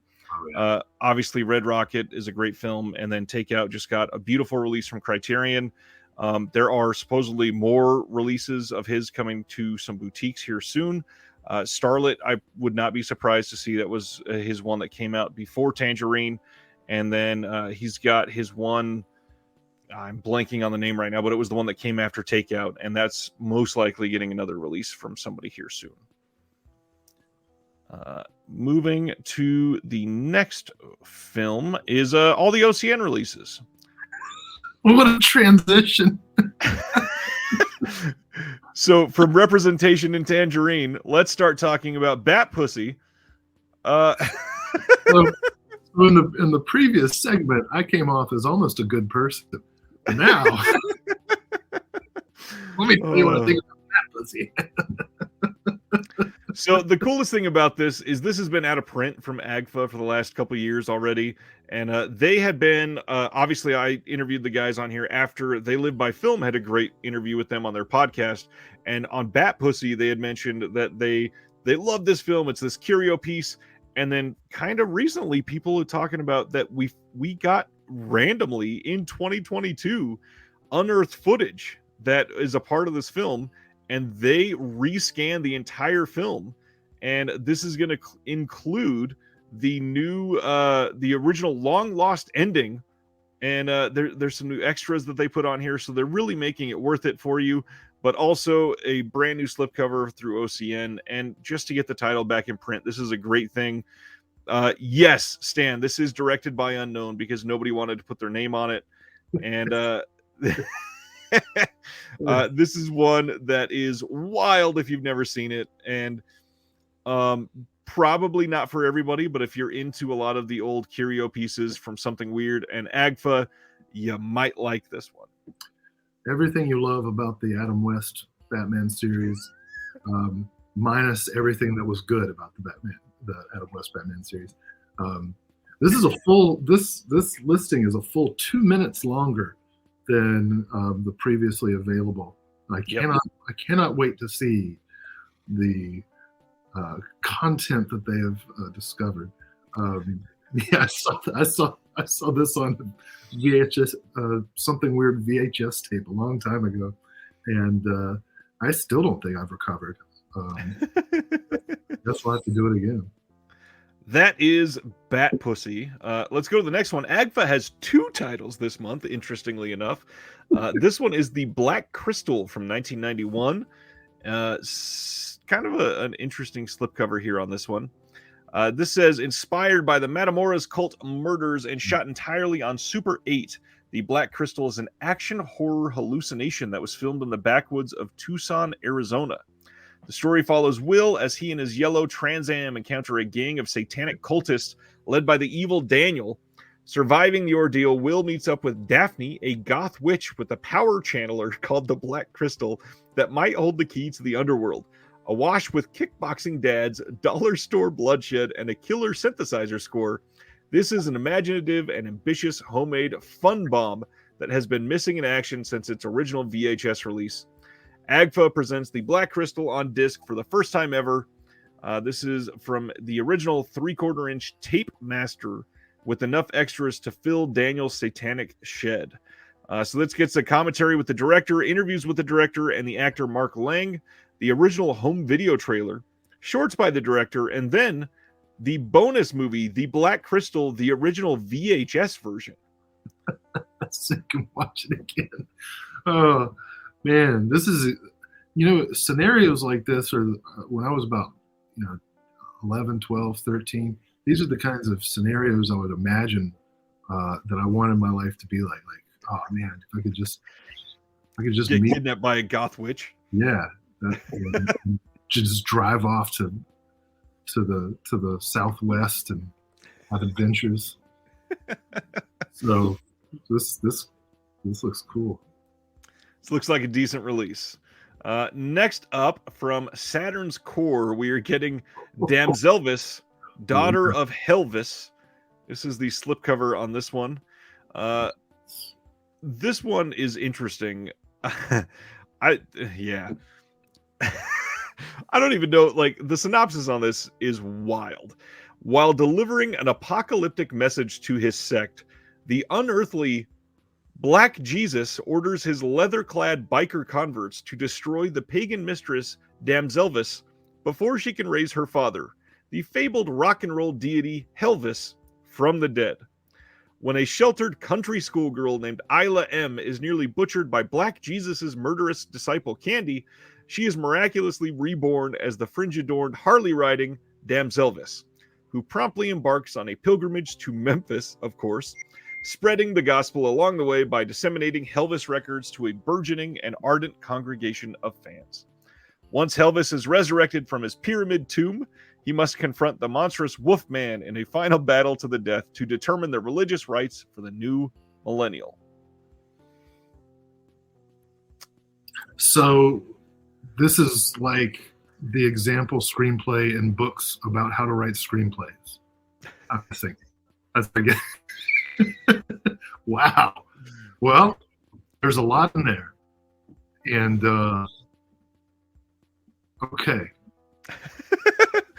I read the synopsis and then I looked at the screenshots from this film, and it looks exactly how it sounds, surprisingly enough. But the release here, we got an audio commentary with the writer and director, moderated by Mike Hunchback of Seminal Psychosis. We got an interview with the writer and director. There is Making Something Out of Nothing, the making of Damselvis, which is over 2.5 hours of rare behind-the-scenes footage. The director, John Michael McCarthy, reads the Damselvis and Super Sex comic books, and Helvis on Tour concert footage featuring characters from Damselvis performing live on stage at the Antenna Club in Memphis. This is a full package. Yep. I'm gonna see this. Saturn's Core does what they do best. It sounds like this sounds like a really loaded release, and people that are into their type of films, this is probably going to be one that you're into. Next up, continuing down the path of SOV horror like they always do, Culture Shock Releasing is putting out Death Magic this month, and this is the wonderful slip that they are showing on this one. I don't know much about anything regarding this title. Do you know this one at all? The partner labels are my SOV. Well, I guess you wouldn't call it film school, would you? SOV school. There you go. Prior to these beautiful restorations, I'd only seen a few SOV movies, and so based on the cover alone, I feel like I want to at least give this a shot.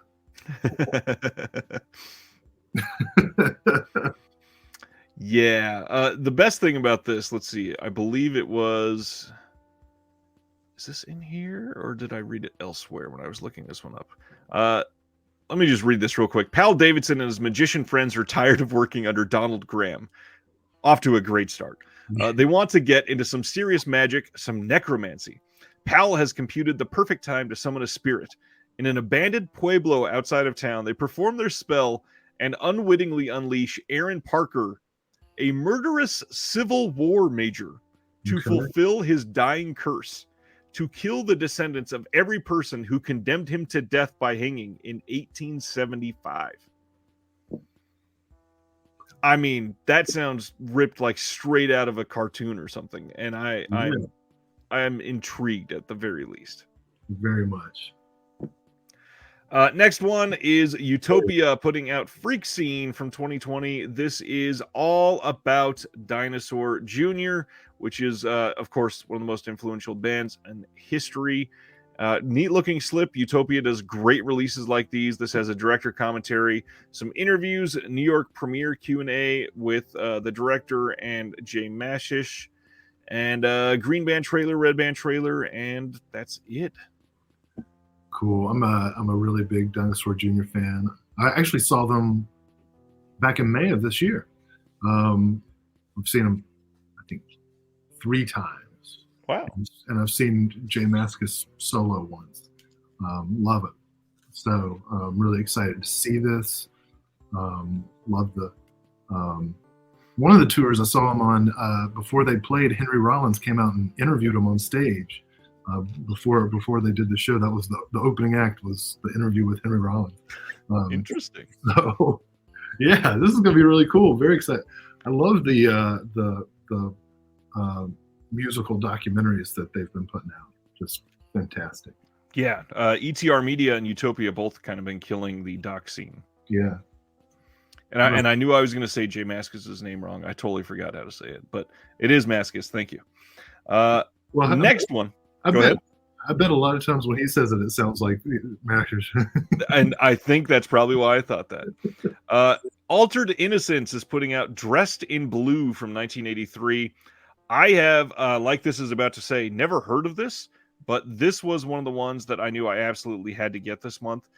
This says, one of the best trans films you've likely never heard of, Antonio Gimenez Rico's landmark 1983 documentary, Dressed in Blue, explores the lives and loves of a group of 6 trans women living in Madrid in the years following Spain's transition to democracy. But more than that, it's a loving portrait of a culture finally emerging from the shadows after being hidden for far too long. Antonio's portrait of these women gave them the freedom to portray their own stories with their own friends and family, but in a stylized scripted narrative framework with gorgeous cinematography by Teo Escamilla. The stories of Eva, Nasha, Loren, Josette, Renee, and Tamara were never properly released outside of Spain and never available on home video, but finally, Altered Innocence and Anus Films is proud to present this vital testament to just how far we've come and how far there's still left to go. Altered Innocence, really quietly behind the scenes, kind of killing their releases. Is it because I said Anus Films? I was just, when I saw that, I was like, is that a typo or is that really the name of the they're making fun of the production company, Janus Films, for Criterion. They actually have a production company. That's hilarious. Yes, that's why I was laughing. This looks fantastic. I'm super excited about it. Yeah. I'd seen it on a list somewhere, right, where you look up like best or most important LGBTQ themed films. And yeah, I've seen this on a list before, but know nothing about it.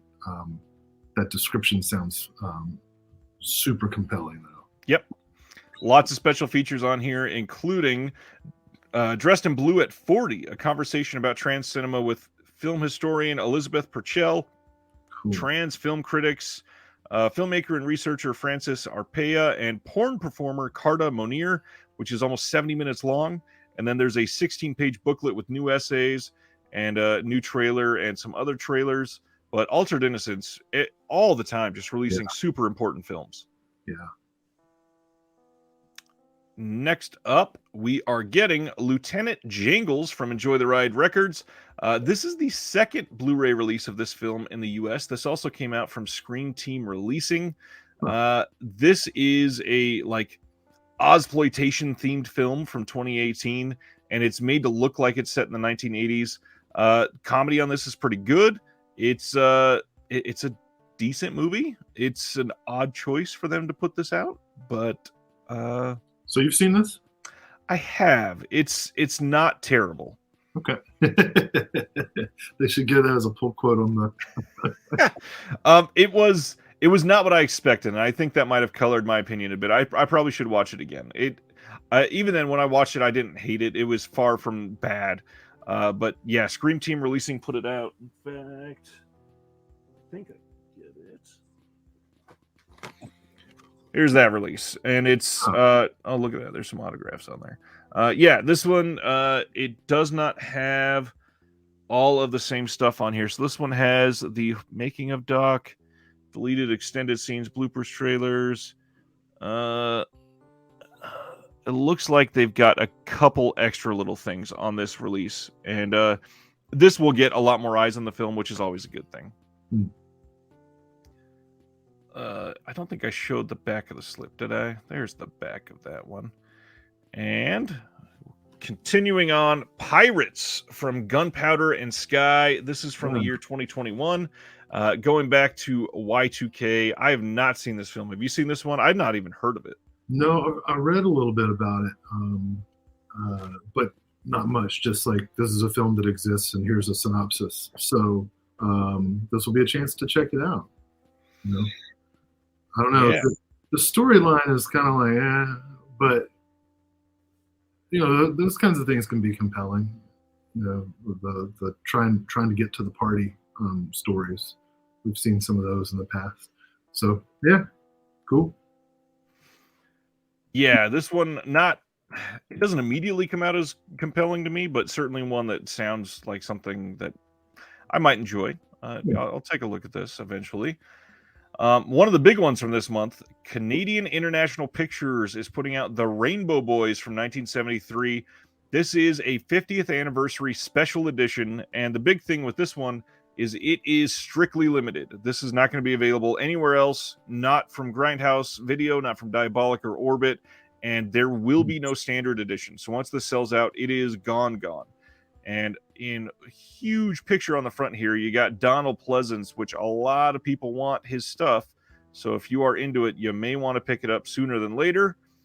This is the one and only live action feature from famed animation director Gerald Potterton, who did Heavy Metal. The Rainbow Boys is a lively showcase for the talents of its 3 stars and a visually stunning widescreen journey through Canada's great outdoors. I wish they had been able to make a movie kind of like Who Framed Roger Rabbit, but it's Heavy Metal with Donald Pleasance. Like live action Donald Pleasance and Heavy Metal. That'd be cool. Yes, it would. Donald, yeah. But that's not this. Not at all. This one has an audio commentary with the director, the producer, and composer. There is a new career-spanning interview with the director that's almost an hour long. Cool. The Legend of Don Calfa, with author-filmmaker Gary Smart reflecting on the life and work of his friend Don Calfa. From VHS to Blu-ray, a 4-minute little featurette of the Rainbow Boys. A 3-minute featurette on the restoration, which I think is really cool. I'm glad when they get those in there. And then Pinter People Animation from 1969. 4 animated segments written by Harold Pinter and directed by Gerald Potterton. Really neat to get on here. And then a booklet featuring reflections from editor Catherine Reynolds and an essay by Donald Pleasance biographer Sam Besant on the actor's Canadian films. Canadian International. Have you watched many of their releases this year? I haven't watched a whole bunch of them, but I've picked up a lot because they're putting out so many important films that hadn't been available previously. So there's a lot. There's a lot that I'm going to be picking. I'm probably going to pick this up too, if I'm being honest, because just it's a historical oddity, and I'm really interested in just um, experience in that. A lot of their stuff kind of has that feeling, and so far it has all been very high quality. And the big thing is their releases are always above and beyond what you need for extras. They are just diving into as much as they can. I respect everything they're putting out so much right now. This one was limited to 2,000 copies, and it's only down to like 1,700, so still plenty available, but don't sleep on it. You know how people are with FOMO. If this starts to get low, it's going to go fast because there's no standard edition, so keep an eye on it.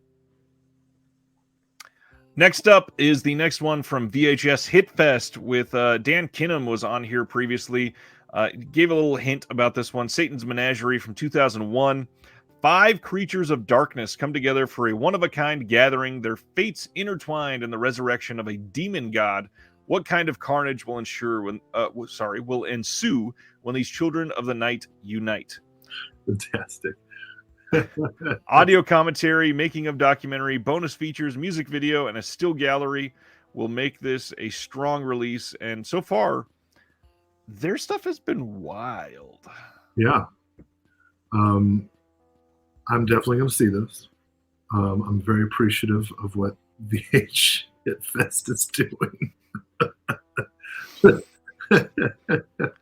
Dan is really attached to some of these movies, and I can't wait. He said, I think it was their 5th release, is going to have just like kung fu. I think he said kung fu and a vampire or something crazy.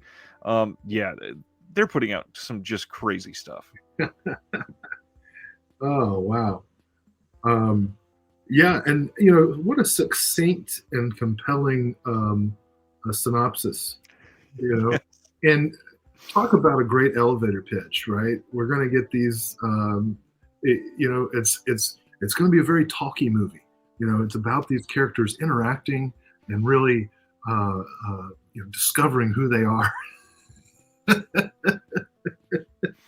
Absolutely. Yeah. Next up, one that we've heard a lot about. Solomon King is finally available to order from Def Crocodile. This is in the vein of Shaft and Dolomite. Solomon King stars Sal Watts as an ex-CIA operative and ex-Green Beret nightclub owner seeking violent revenge for the murder of his girlfriend by hitmen working for an oil-obsessed Middle Eastern ruler. And the slip on this looks incredible. The restoration on this that they've shown looks just remarkable. It was all yellowed out, and the trailers they've shown, it looks like fresh, super lush. The colors look amazing. The music sounds fantastic. I backed the Kickstarter for this. Cannot wait to get that copy of this. We got a whole bunch of extras on here. New restoration by Def Crocodile from the 35mm print. New commentary track by Walter Cha. And then a new commentary track by author, journalist, and documentary film producer Steve Rifle.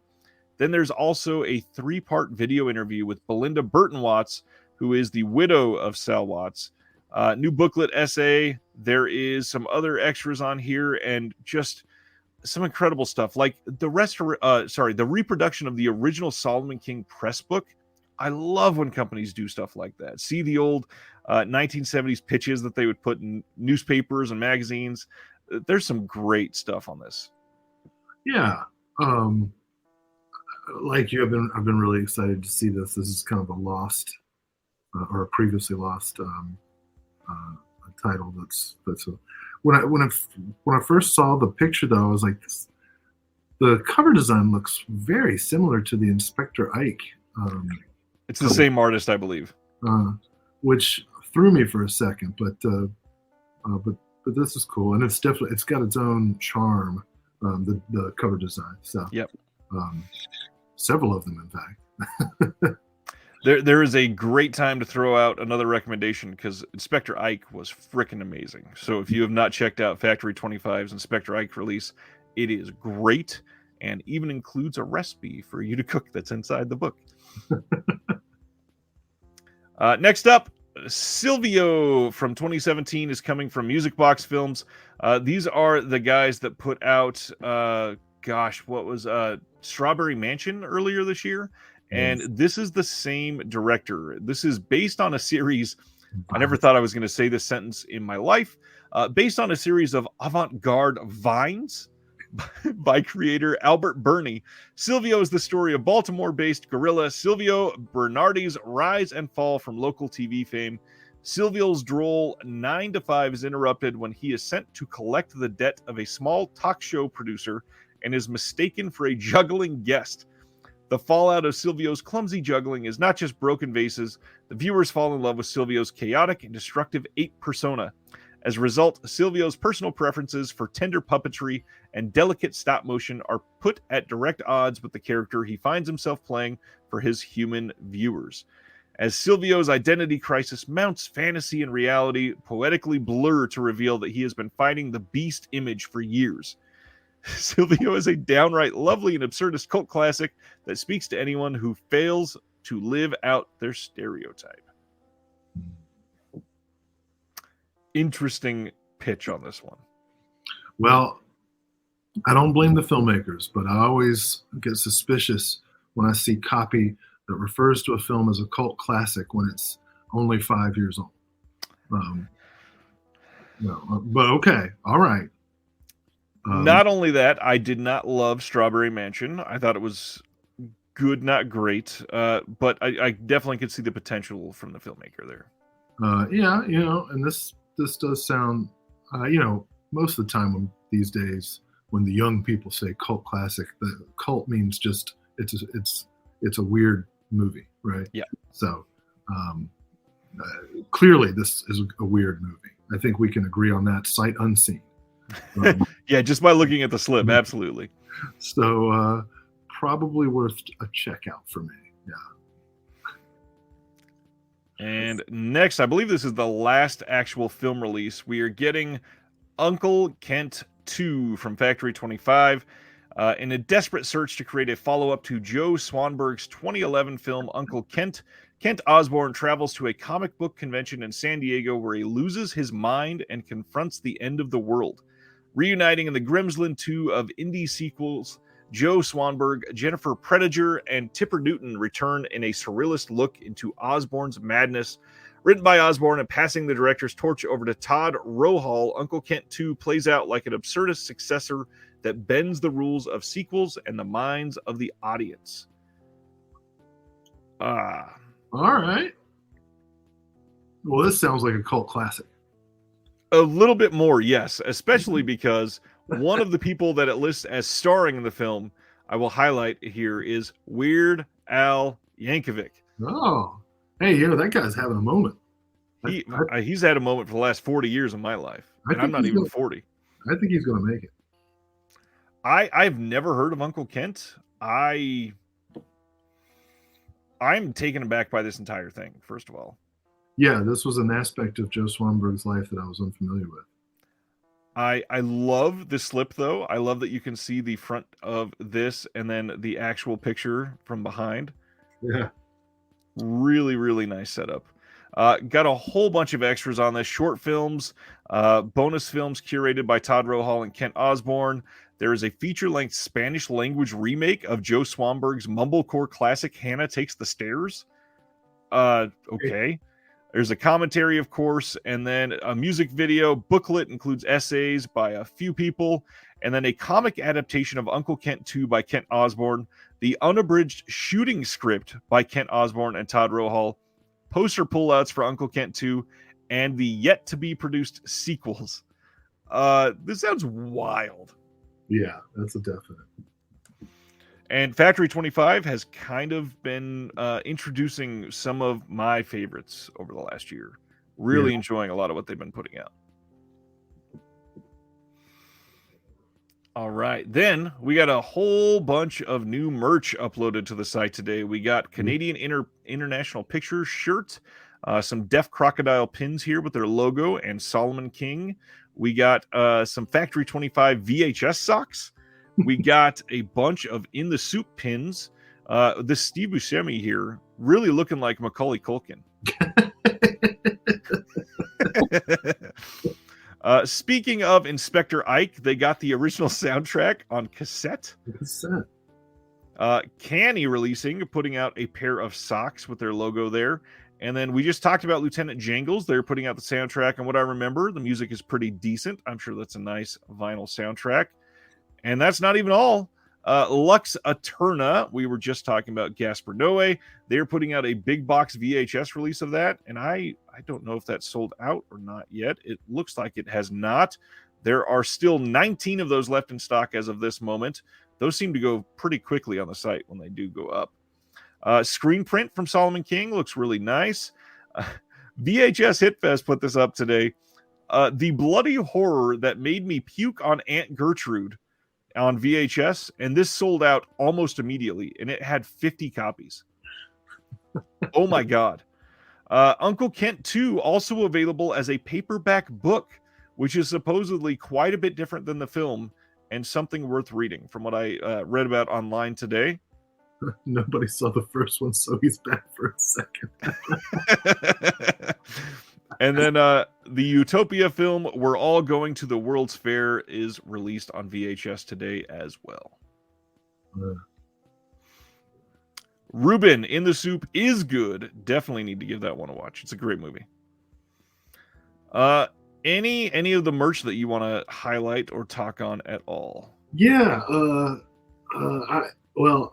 I understand people who like to collect VHS. I just don't. I don't like it. I don't do How it. about VHS socks? I am interested in the VHS socks. There's definitely some stocking stuffers in there. Although mainly stocking stuffers for me. So I don't know, but Dear wife, I bought this for my stocking. Yeah. The book kind of looks intriguing. Uncle Kent 2. I'm kind of interested in checking that out. And I love that T-shirt design, the Canadian International Pictures. Yeah, they got a nice logo. But yeah, this book looks hilarious. All right, moving on from OCN. Everybody did not get enough sales last weekend, so Kino Lorber announced that they are having their Winter Wonderland sale right now. Over 800 titles on sale. A lot of their 4Ks are down to like $15. A lot of their standard releases are down under $10. If you got paid in the last 6 days and you are eager to spend some more, this is a great place to do it. Free shipping over $50. Sale ends on December 19th. Oh man, I just pulled it up, and well, actually, I'll plug this because I'm definitely gonna get it. But the box set, the Magic Box, the films of Shirley Clark, has gotten knocked down to $39, $39.99. So that's obvious. That's nice. Obvious. Gotta happen. Jeez. And finally, we got our last announcement of the week. Umbrella just announced that February 8th, they are releasing what they are calling This Is Art, the collector's edition that will include all Hallows Eve, Terrifier, and Terrifier 2 in one big box. This is going to have so much in this collector's edition. If you buy this one, this big set, by the way, is $100 Australian dollars. You can only get this on the Umbrella website, but they have Terrifier on VHS, Art the Clown 4-inch vinyl little toy, Art the Flower sunglasses from Terrifier 2, a custom art slipcase, a 48-page book called This Is Art, a compilation of behind-the-scenes commentary and art, set of 12 lobby cards, an art reversible poster, some stickers, all packaged in a custom art slipcase. And that is a lot for one release. And for Umbrella to be doing this, it is probably going to sell very well for them. They did not announce if this is limited or how many it was going to be limited to. However, the odds are that it is probably going to be fairly limited. Their release of Wrong Turn sold out fairly quickly. Their limited release of Martyrs recently sold out very quickly. If you are into this, you probably don't want to sleep on it for very long. That's a little too much Terrifier for me. I enjoyed it, but it's a lot of Terrifier. I got to admit, it would be fun to own the glasses. I don't know why necessarily, but for how much that would cost after shipping, that's a lot. Yeah, no, I did the Martyrs special edition set. and then kind of regretted it when, like, right after that they did the standard Blu-ray release, and I was like, man, that was $75. That But Martyrs book is incredible, though. the book made it worth it. I don't see myself hanging up the poster anytime soon. But come on, not in the kids' room. That Martyr set, I think it was limited to only like 250 copies, though, and it is very coveted by a lot of people right now. I got one. I tell you, when you turn somebody on to Martyrs, that's for life. When somebody really gets into Martyrs, it becomes something that you talk about every time you see each other. And I have a former student who got obsessed with Martyrs, and we talk maybe 2 or 3 times a year, and every time we talk about Martyrs in the process of our catching up. Yeah. Yeah, Scolder in the comments just asked Terrifier on VHS why. There are a lot of VHS collectors out there still, and I don't necessarily understand it. To each their own. Enjoy what you're going to enjoy, but I would take a lot of convincing to understand why, especially considering most people can't play them. And it's not because like they don't want to, it's because there's no VCRs anywhere. Yeah. I have to assume that they're mainly for display, right? Like, They have to be. I have a VCR. It's I can tell that its lifespan is not going to be much longer. Yeah, mine died fairly recently too, and there's no way to replace it or anything. Yeah.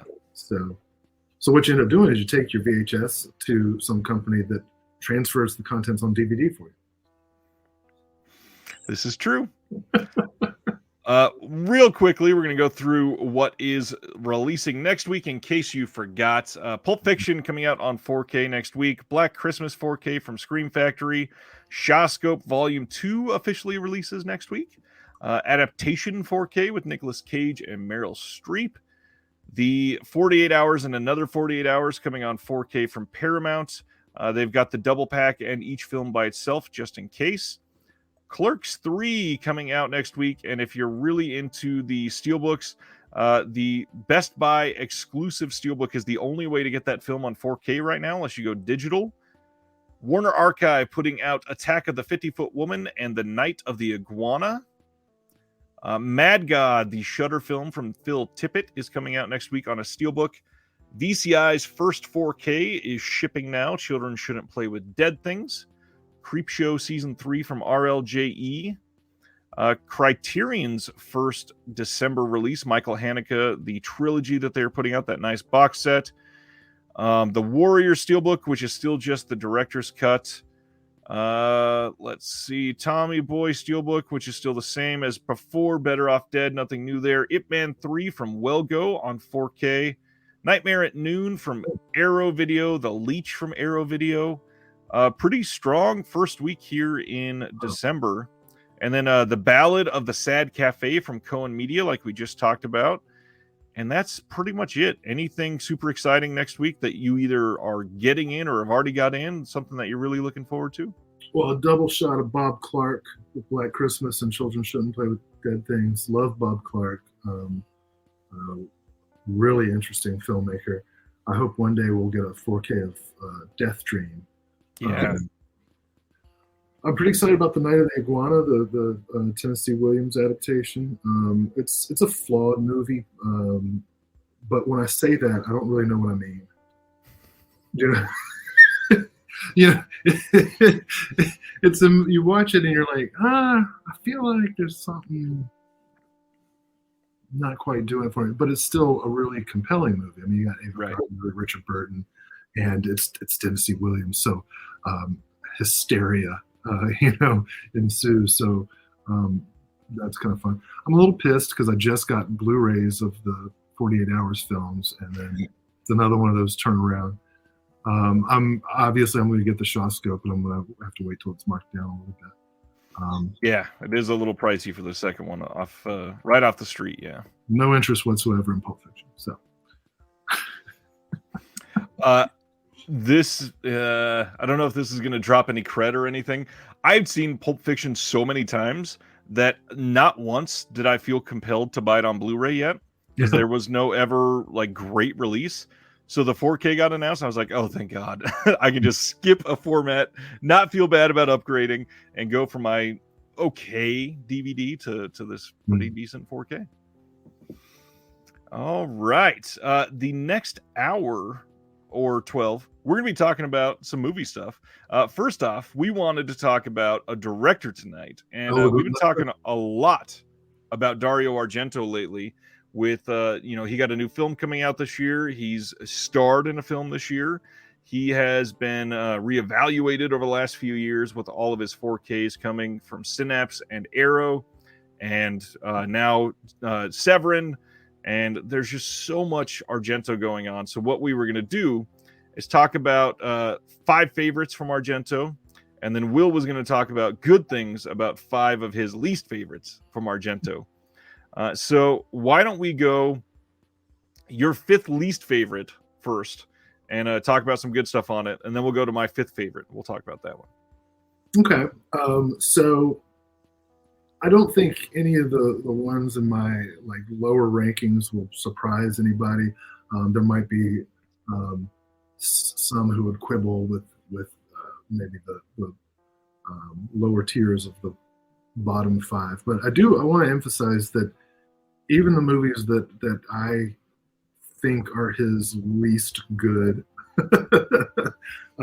do have something interesting about them. Now I'm leaving out Four Flies on Grey Velvet, and I mean, obviously, I wouldn't rank that at the bottom anyway.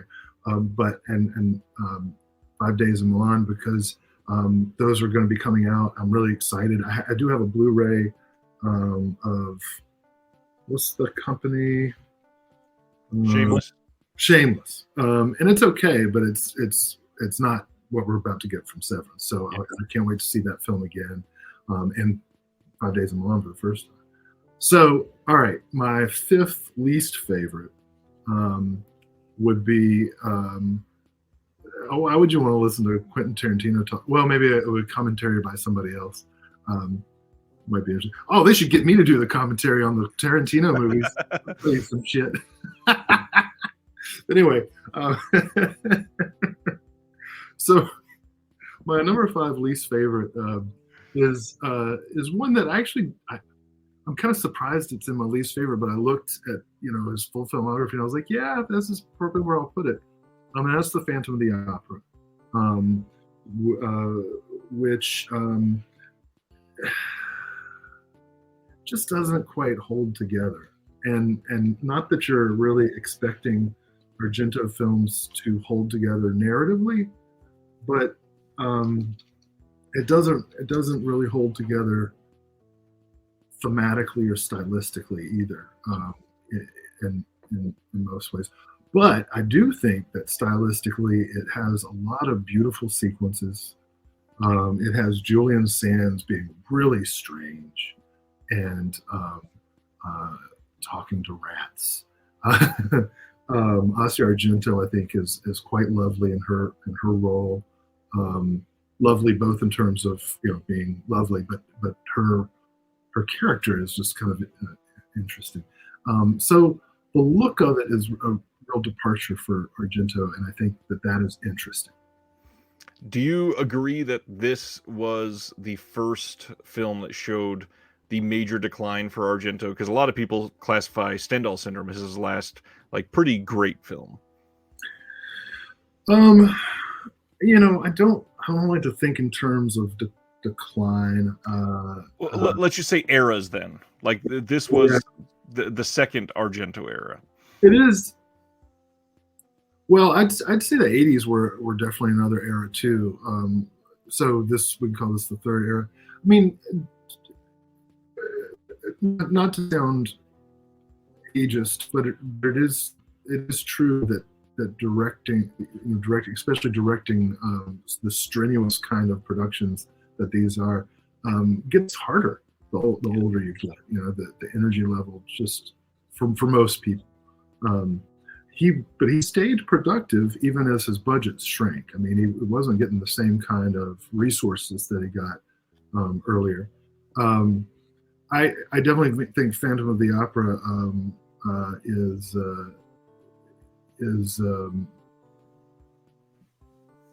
yeah, I'd say it would kind of mark the shift because the look, his color palette got a lot more muted. Yep. It started with Phantom because Sindal is much, very bright, and his first kind of work with CGI and stuff. So yeah, that's a really good question, good insight.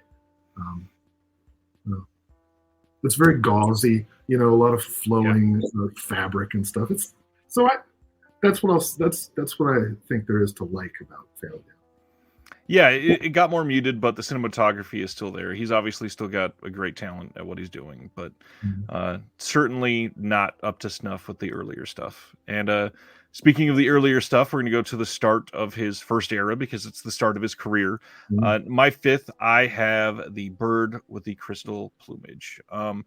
This was, I believe, his first directing at all from 1970, and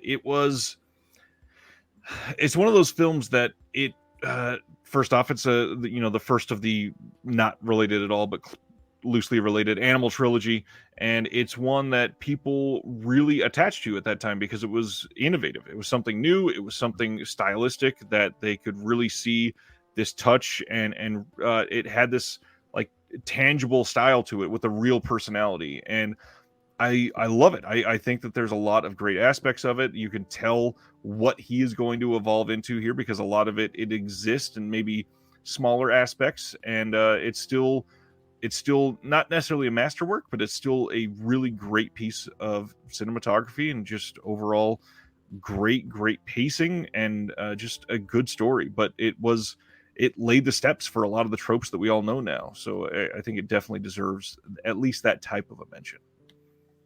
Yeah, and in retrospect, it really does seem like a film made by. Well, I mean, all films are made by film enthusiasts, but a real cinephile. I mean, he'd been a film critic before this. He co-wrote the script to Once Upon a Time in the West with Bernardo Bertolucci and Sergio Leone in '68, and so what a debut, to kind of come from that world of film criticism to film. To writing and then to wow, where did he get his visual sense from? I always think it's a lazy thing to call him the Italian Hitchcock because his style is so different. Yeah, it's intricate, which Hitchcock's is also, but very differently. So. What is your number 4 least favorite? I'm going to go with Giallo, his 2009 film with Adrian Brody. But I actually think it's pretty good. I do. I think I like Phantom of the Opera more. Watching it again. Giallo also still only has a DVD release, so somebody needs to take care of that. It's one of the few remaining that haven't been updated. It's again, the color palette is not as doesn't pop the way we expect. For those of us who have gone through 16 different editions of each of his animal films in Suspiria, and some of it's kind of conventional. I mean, it's an outlandish story, but a lot of the scenes seem less, not flashy, but less ostentatious as you might expect. What I like most about the movie is something I can't really talk about: the ending. So if you've never seen Giallo, check it out. Which is probably a lot of people. Yeah, it's even if you hate it for the first 90 minutes, last two you'll be like, oh, cool. So that's all I have to say about Giallo. My number 4 favorite is actually a really good one to tie in with what you just said, because I like, the fact that a lot of Argento's work isn't necessarily coherent. A lot of it is messy, and it leaves a lot to you got to fill in the blanks a lot of the time, and that's not necessarily a bad thing. I think it makes a lot of the stories even stronger. My number 4 is one that I would probably say is his most coherent story, and that is going to be Tenebrae. Huh. I went back and forth on this one with another one that I always related to Tenebrae, even though they're nothing like each other at all. But for this one, I just the whole John Saxon of it all. He is great in this movie. The story of the serial killer just going after um, somebody always for using this author's novels as inspiration and committing murder and all this other stuff that goes with it. It's very, very Argento. It is still that stylish, super flourished scenes, really great looking kills. Dario Nicolodi's great in this. John Saxon. It's just a really memorable film. The 4K looks incredible. That was recently put out. It is just a really great package from Argento, and one that it actually serves well on rewatch too. It's one that can be fun to go back into. Yeah, loved Tenebrae. The tracking shot. Yeah, and I'm sure many people saw it, but the latest season of Joe Bob Briggs, The Last Drive-In, they did a great episode with Tenebrae. His commentary I thought was pretty spot on.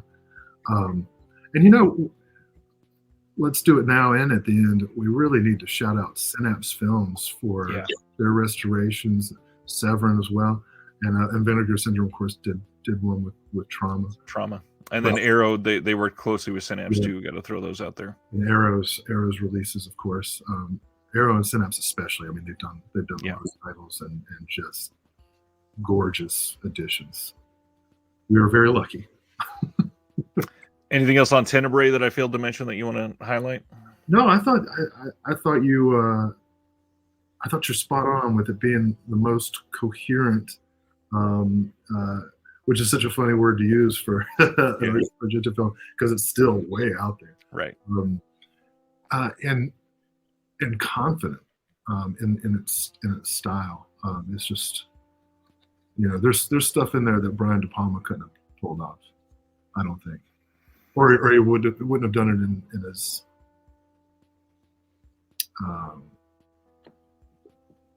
substantive a way. Yeah, I can see that. Yeah. All right, what is your number 3 least favorite? All right, Mother of Tears. I was going to call that. I almost said, "What is your number 3 least favorite?" And why is it Mother of Tears? Yeah. Well, I think with the last 3, anybody who's an Argento completionist is going to pretty much know what they're going to be. But Mother of Tears, I think it was doomed by the weight of expectations, right? I mean, Inferno was 1980. Mother of Tears, what was that, 2008? So people waited. Looking up when 2007. So what, 27 years people were waiting for the film to complete the Mother's trilogy, and he doesn't have that style anymore. You've got Suspiria and Inferno, and you're gonna try to put out a film that's gonna sit with those two. So it would have been a miracle if it had been close to those two.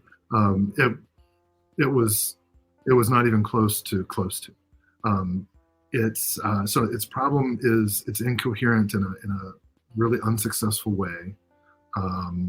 It's hard to kind of latch on to anything in particular stylistically. Even some of his lesser work, you can just kind of get into the sensory experience. But this one it's the color palette is not even muted. It's just gross. It's like, dark red and black and all that. But there is stuff to like about it. It's really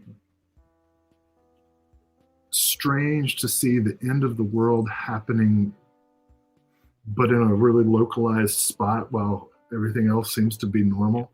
And that part is really unsettling and destabilizing and confusing. That's fun to watch. There's definitely some eye candy among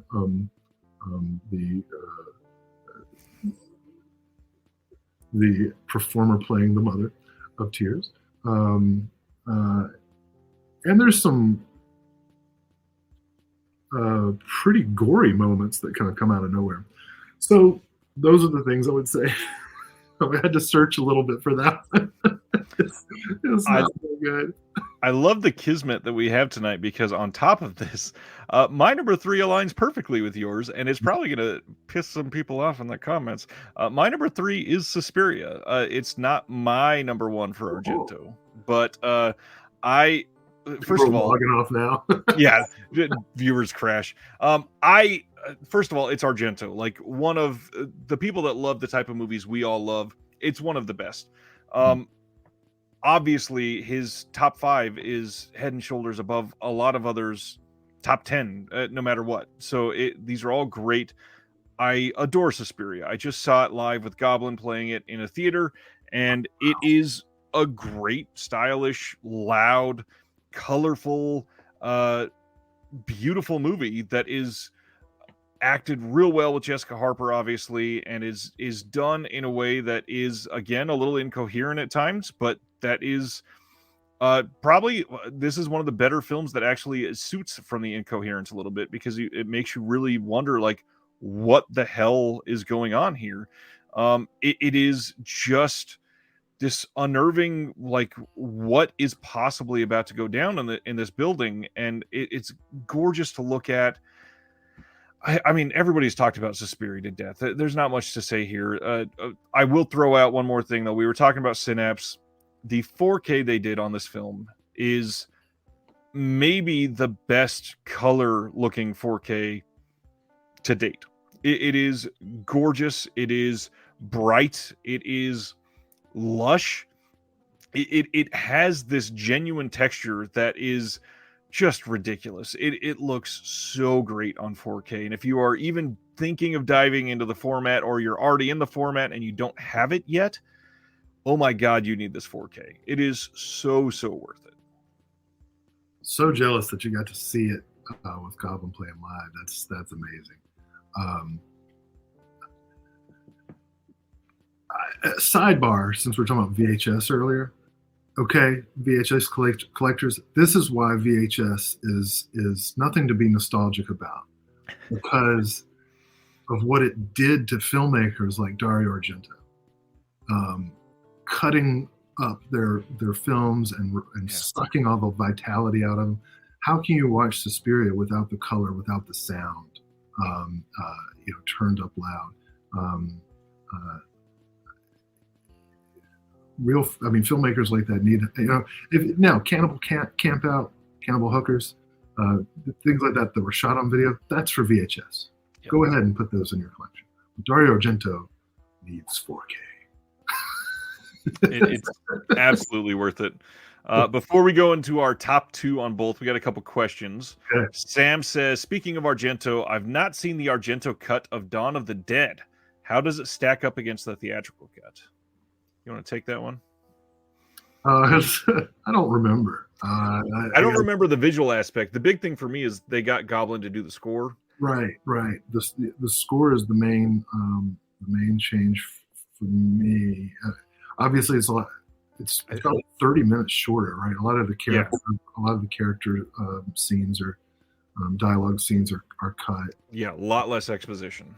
And I have to tell you, I saw the Argento cut once when I got there was that Dawn of the Dead Ultimate Edition on DVD that had the theatrical, the unrated, and the Argento. Saw it once, but I never really felt the need to revisit it, because the director's cut is the one to watch. It's the one I know. I mean, George A. Romero loved dialogue, and I'm not going to take that out. Yeah, I mean, and it's. I think the most interesting thing about Argento's involvement with Dawn of the Dead is that Dario Argento was involved with Dawn of the Dead. You know, like his cut makes it neither an Argento movie nor a Romero movie. And as such, I just wasn't that interested in seeing it, other than as a kind of intellectual curiosity. So I'm sorry, I know that's not a great answer. But I just haven't seen it in so long that I couldn't name specific sequences that are. It is fun to see once, especially for the Goblin score. They do great work on it. And in fact, they played a couple of the tracks after I saw them live this time, and it still just killed. So fun to check out once, but it's not one I seek out. Yeah, get the soundtrack on your. What do the kids have these days? iTunes? No. The portable vinyl players. Portable vinyl players. Ruben says, I have never watched any Argento films. Where should I start? Do you want to? I mean, it depends on what you are super into. If you have seen any Giallo films and you like Giallo, you've just never seen any of the Argento ones, I might even just say go chronologically with his first, at least the Giallo films, obviously, like his first 5 Giallo. And then just see if you're still into it. If you have not been into Giallo or whatever, Suspiria is actually probably the way to go for a lot of people. Yeah, I was going to say either Bird with Crystal Plumage or Suspiria. Now, I'm obsessive, and anytime somebody suggests a director to me, I'm like, I'm going to watch their first film, and then I'm going to watch every other film they've ever made in order, even if it's Dennis Dugan. And so. Bird with the Crystal Plumage might be a good place to start, just because it is his first film, and then if you find it interesting, you can go forward. Yeah, right. Stan's got it right. Romero's cut is infinitely better, but the Goblin score is. But anyway, yeah, I Deep Red maybe, but Suspiria probably is. When I introduce students to Argento, either Deep Red or Suspiria are usually the ones I put on the syllabus, unless I'm feeling frisky. And I'm like, let's go with Phenomena this time, This looks like a chimp class. Let's go in. What is your second least favorite Argento? Okay, again, probably not going to be a surprise to anybody, but it's the card player. And of course, the biggest problem with the card player is the fucking internet poker. Which looked out of date even in 2004 when the film came out. I was like, what is the internet like in Italy?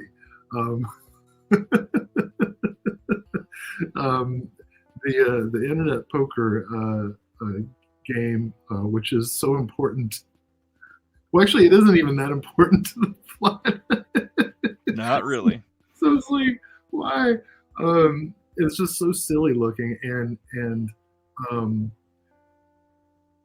it really, I don't know.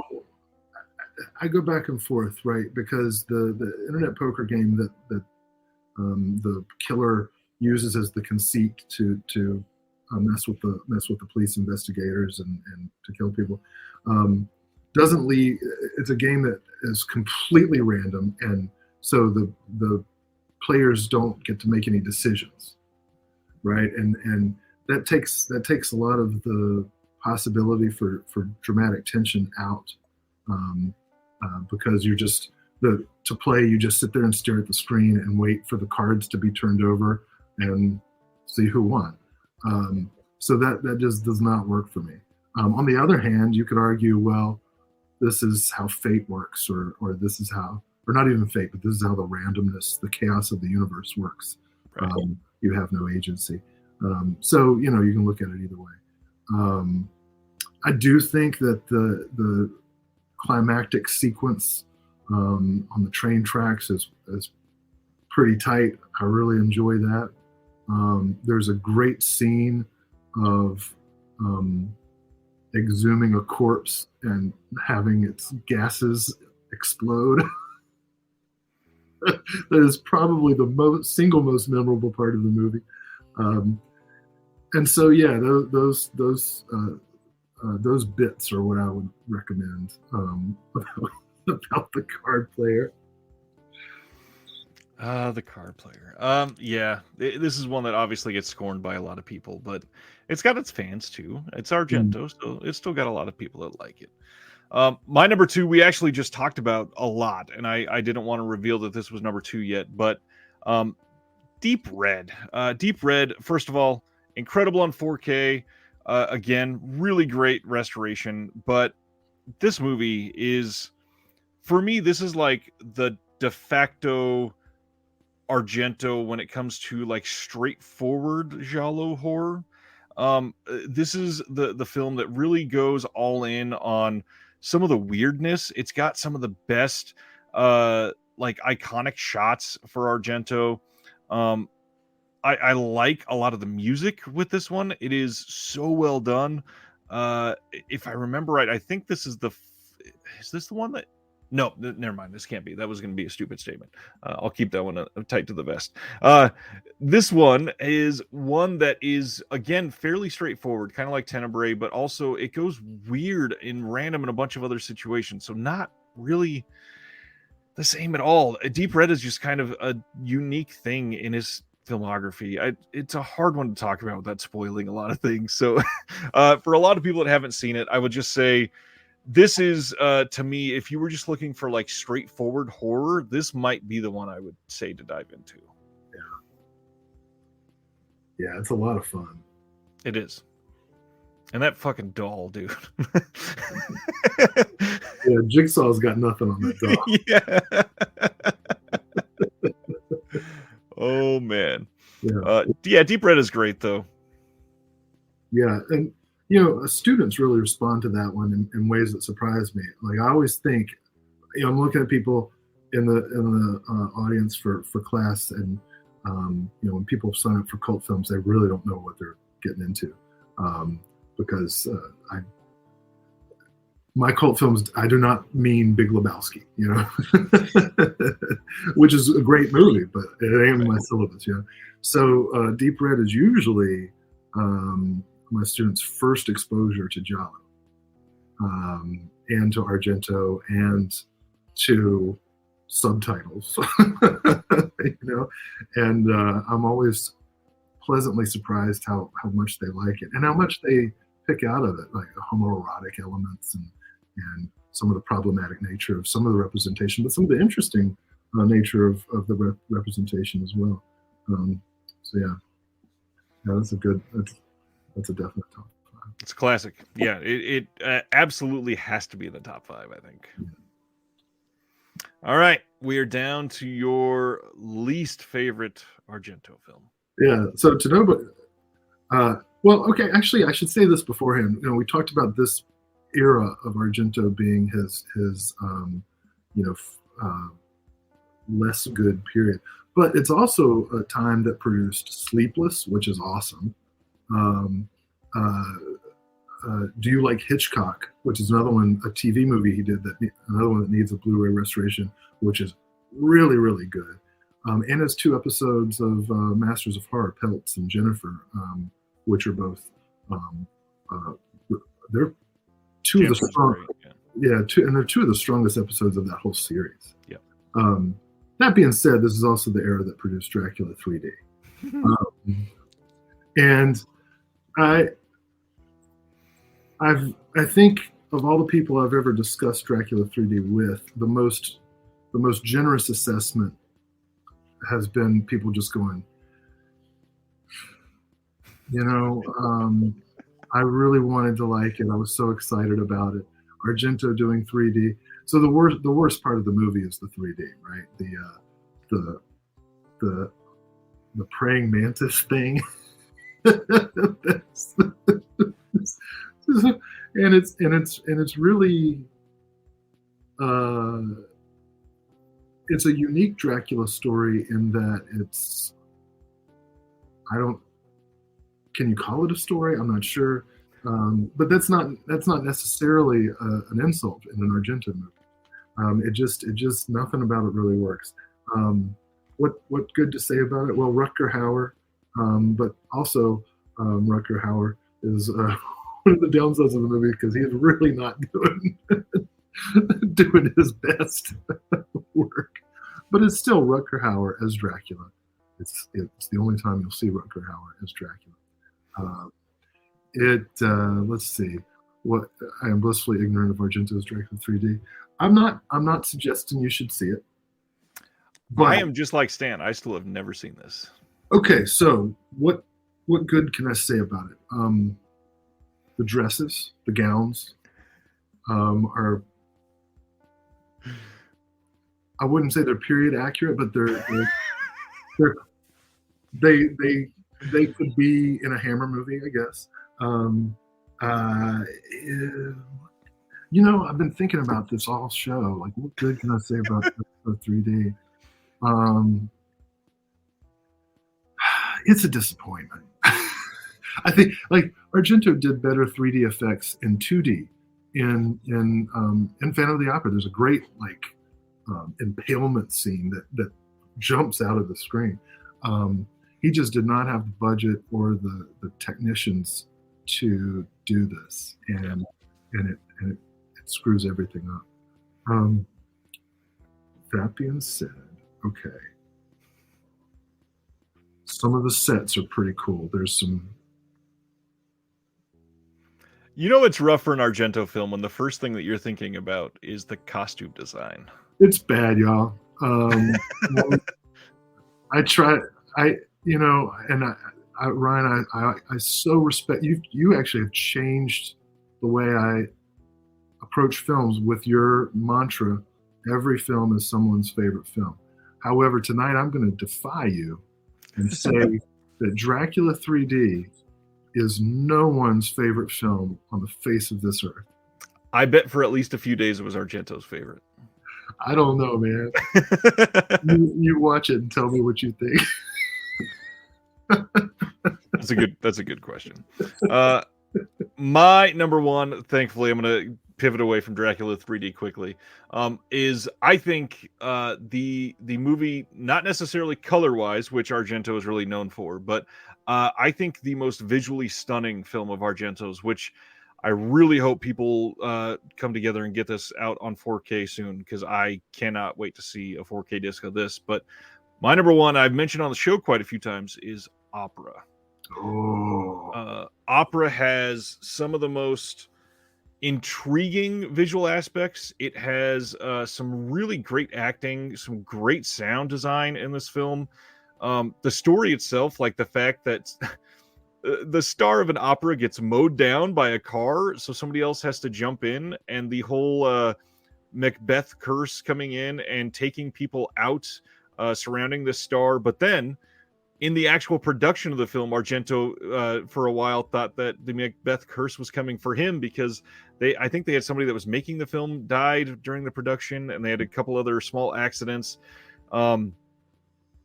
This movie is just stunning and terrifying, and the most visually memorable scene, the pins under the eyes, is just such a sadistic thing to put on film. And really, Argento is one of the only people that could do something like this and make you after the film go, God, that was really good.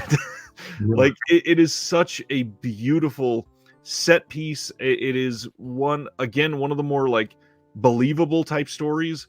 And then after all of that, it's very not Hitchcock. I read somebody else's comment there. It's very Argento, because all of a sudden they're in like the Swiss countryside at the end of this movie. And it is such an odd, Opera is amazing. This movie is so great. And if you've never seen it, you absolutely have to. I know it's been hard to see. The Scorpion Blu-ray has been very hard to find because it went out of print so quickly. I really hope somebody gets us on 4K soon. I've got that Scorpion edition. And a Phantom of the Opera too. The crow shot, right? Yeah. What a cool thing. I was not sure what your number one was going to be. I had a couple of candidates in mind, but I anticipated it right before you said it when you said visually stunning, because what popped into my head was the pierced eyes. Oh, that's great. That's a good top 5. For those that have never seen it, like the art on the Scorpion slipcover, it is such an iconic shot. And I mean, looking at the back of this, the things that are in this film are this movie is just great. And this release from Scorpion, truly incredible. This God, I think it's 3 discs. Yeah, 3 disc set. There's a poster in here. This was such a great release. I'm so sad that more people couldn't get this. Yeah, just a beautiful, beautiful movie. Absolutely. That was a good top 5. I'm sorry it wasn't Suspiria to everybody that wanted to unsubscribe immediately, but yeah, Opera. And the funny thing is, a lot of people with Argento, it's the first one they watch that hits for them and they hold on to the most. But I saw Suspiria first, like most people, and even though I was taken by it, I love the colors, loved the whole witches storyline and all that.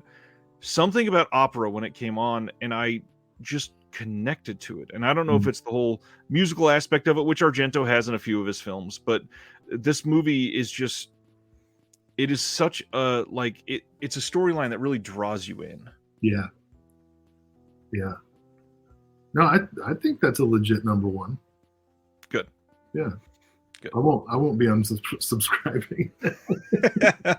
Fantastic. Yeah, Dario Argento obviously is a master for things that he's innovated, things that he has inspired, things that he has been able to just solidify as imprints in horror forever. And I'm appreciative of what he's done, and I hope everybody eventually at least checks out some of his stuff. Yeah. It is December 1st of 2022, and the next thing we're going to talk about is just trying to, I'm on the East Coast, so it's December 2nd for me, but go ahead. Well, the date this article came out is December 1st, and that is, of course, the Sight and Sound poll results. And a lot of people very upset about this, and we just wanted to go over a couple quick things from it because... Go ahead. I got to tell you, I got a text from David A. Cook, who, for our listeners, is the author of Lost Illusions, American Cinema in the Shadow of Watergate and Vietnam, and a history of 3D cinema and a history of narrative film. So he's an august and eminent cinema scholar. And about an hour ago, I got a text that said, Gene D. No.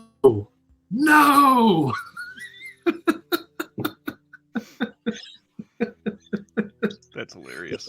So he's against it. So the BFI list for the supposed greatest films of all time came out today, and a lot of people are upset about this. For those that may not know, this list comes out every decade. This has been going on for 70 years now. I think 52 was the first one. This is, oh yeah, it says right there. I'm not even looking at the screen. This year's edition, its 8th, is the largest ever, with 1,639 participating critics, programmers, curators, archivists, and academics, each submitting their own top 10 ballot.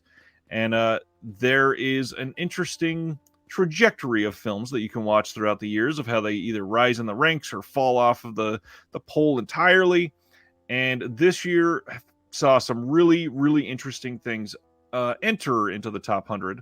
So just going to get Will's take on some of these, and we're going to have a little bit of dialogue. And you have not seen the list at all yet, have you? I'm looking at it now. Well, I pulled it up after I got the text from David Cook, because I was like, what the hell are you talking about, man? I just got this text that said Gene Dealman. So I'm looking at it now, and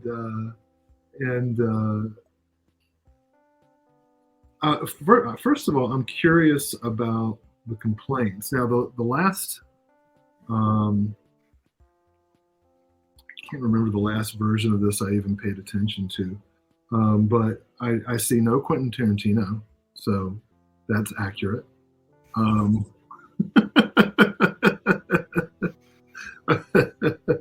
um, the top 10 looks, has changed a little bit, but most of the films in the top 10 have consistently been there for quite a while, or around that top area. So yeah, let's get into what are people complaining about. Let's address Well, it. first off, before just to lay the groundwork, lists like these are subjective as Right. all hell, and uh, some people will look at this list and think that it is completely invalid because one film is present. Some people will look at this and say this is gospel and this is the greatest thing to ever be created. And because you have so many different spectrum of what you could react to this, basically, it that was not a proper sentence. So many different takes on a spectrum that you could react to this. It is a not it's not really a great gauge of the greatest films of all time, the way that they speak on it. The important thing to take with this is that this is a poll of 1600 and almost 1640 people around the entire world that all have different experiences with film, and it is just that. It is a current snapshot of what these people are feeling. Yeah. To dive in, one of the biggest complaints is there are too many recent films. And with number 100 on this list, we see Get Out. That is not the most recent film. We have two films from 2019 that are higher on this list. Portrait of a Girl on Fire. Yeah, Portrait of a Girl on Fire and Parasite. Yeah. Portrait of a Girl on Fire is number 30. Parasite is number 90. We got Get Out here from 2017, and I think we have one more from the 2010s that we will come across. But historically, like in 2012, I don't think there was any in the previous decade from when this was released. The earliest one after then was 2000 or 2001. Mm-hmm. So to have such recent films, a lot of people say, I read so many people today say that the list should not be allowed to include films from the last 5 to 10 years. And what a hot take is that? I mean, this is about the greatest films of all time. It's not the greatest films of all time minus certain years. Yeah, I mean, there's something to be said for having a little bit of distance and taking the time to reassess. I mean, at one point, Life is Beautiful won Best Picture. You know what I mean? On the other hand,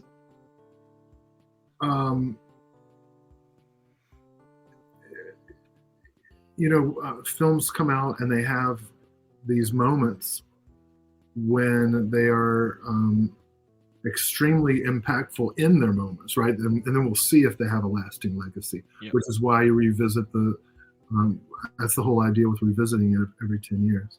I mean, when you're asked to select a list like this, you get a little bit of performance anxiety, whether it's conscious or unconscious. And I think a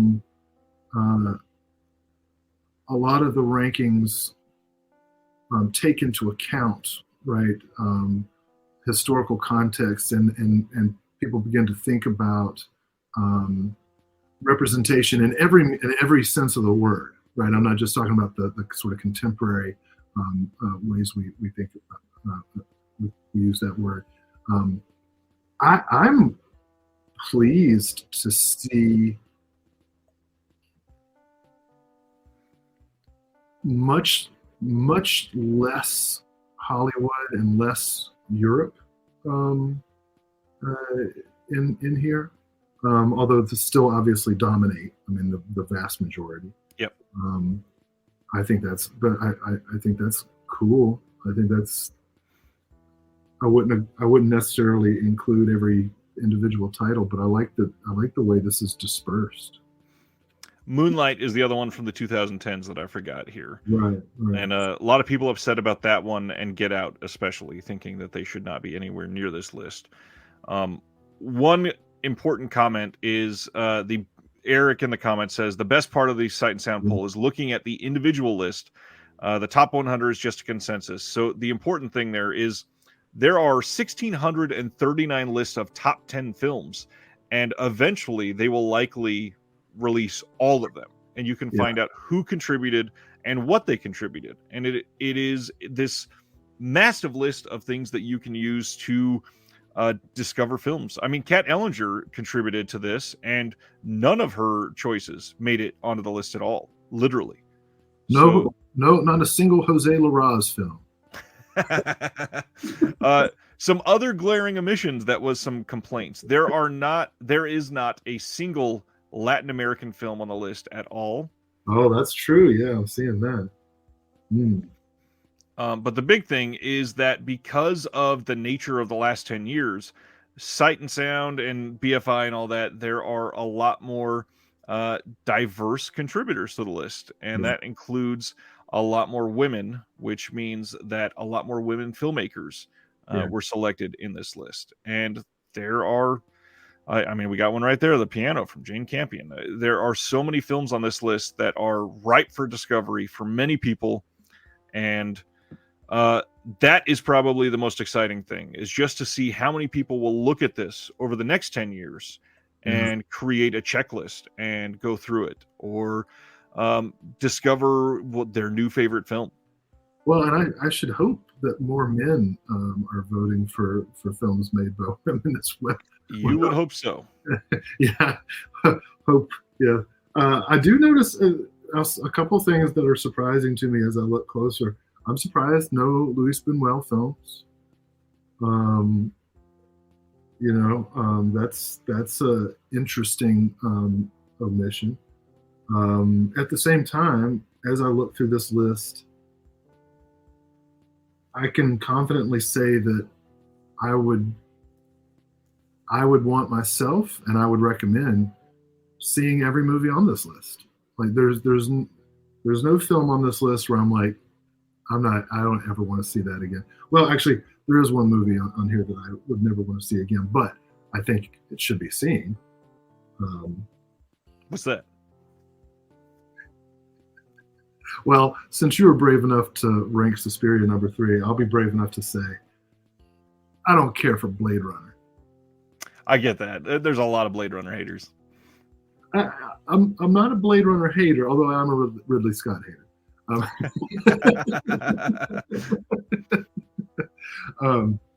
But anyway, like, yeah, I would definitely, like, if you were like, hey, Will, you can take one off and replace it, I would drop Blade Runner and get a Buñuel film in there, Los Olvidados or something. But outside of that, I mean, there's some films I'm really excited to see, like Night of the Hunter. Like, hey, great, who chose that? Good for you, you know. That's really cool. And then a lot of these are embedded, right, like, or ingrained in these lists and are never going anywhere. Absolutely. So, and it's the Douglas Sirk imitation of life. Okay, that's interesting.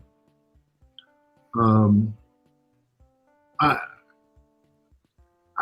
looking for things to quibble with. I'm like, well, 2 Miyazaki movies? No. I think this. I don't think last time there was any animation on the list, so it's nice to see any here. Yeah. Let's see. I remember one list had like Snow White and the Seven Dwarfs, right? Yeah, I think that was 92. Yeah, a long time ago. I'm just saying there are other directors of anime, you know. Let's see Grave of the Fireflies. That's one that would not have been surprising. I'm glad to see Tuki Buki's on there. Yep. Daughters of the Dust, I'm glad to see on there. Well, we got 2 Chantal Ackerman films. News from Home. Well, that's a good movie. Not a movie that I'm going to like pop in on a Friday night and be like, hey, let me have a glass of wine, watch a movie. But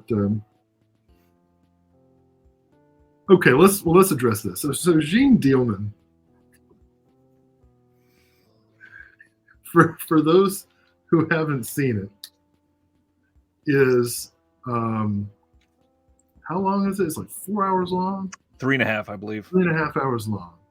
And you feel it. You feel how long it is, but that's part of the point. Yeah. Because it's a day in the life kind of film, and it very much examines the ennui of life and everything. Um, Number one, right? They're making a statement. A statement is being made. Because Vertigo and Tokyo Story and Citizen Kane, they've been jockeying for number one for the past couple decades. And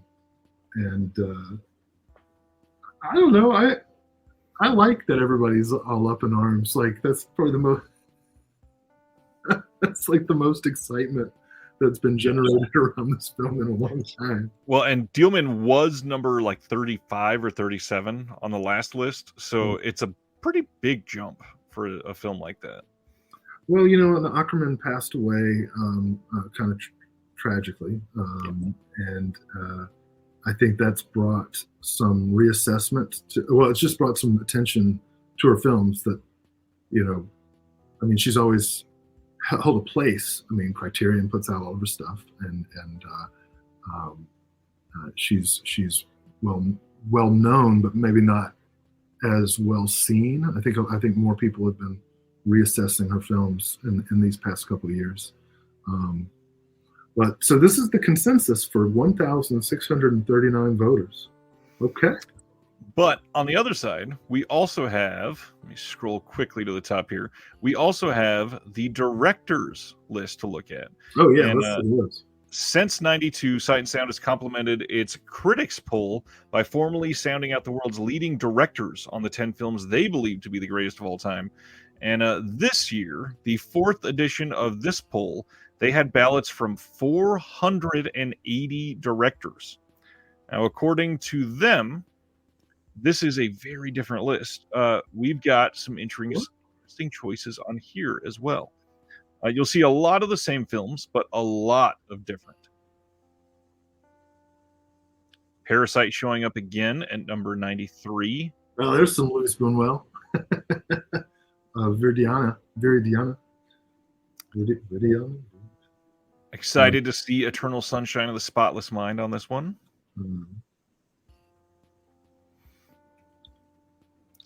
Blue Velvet from David Lynch showing up pretty well there. You got some Sergei Parajanov with The Color of Pomegranates.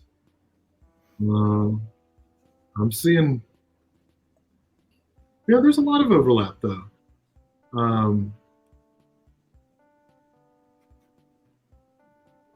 Sometimes it's same directors but different films. Like Persona made it on the for Bergman, made it on the critics list. You got Seventh Seal and Fanny Alexander. I see here. A little more Kubrick. Once Upon a Time in the West leaps up into the top 50. Jaws on the director's list. That was directed by the producer. Eraserhead going up to number 53 on the director's list. Yeah, there's some.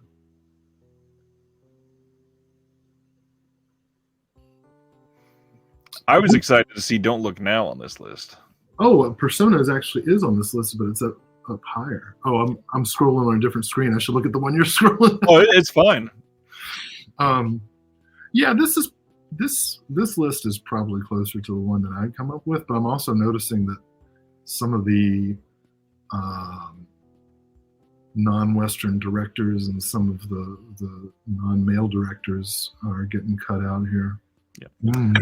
I was shocked. Come and See is not on the top 100 list at all. Yeah. Still got Night of the Hunter. Let's go with that. La Ventura, La Strada. There's a lot of Antonioni. Antonioni is a director for directors to watch. I don't think popular audiences enjoy him as much. Yeah, that makes sense. Godfather Part 2 showing up on this list, not on the other one. Okay. Well, Raging Bull on this list and not on the other one. Bicycle Thieves, such a beautiful movie.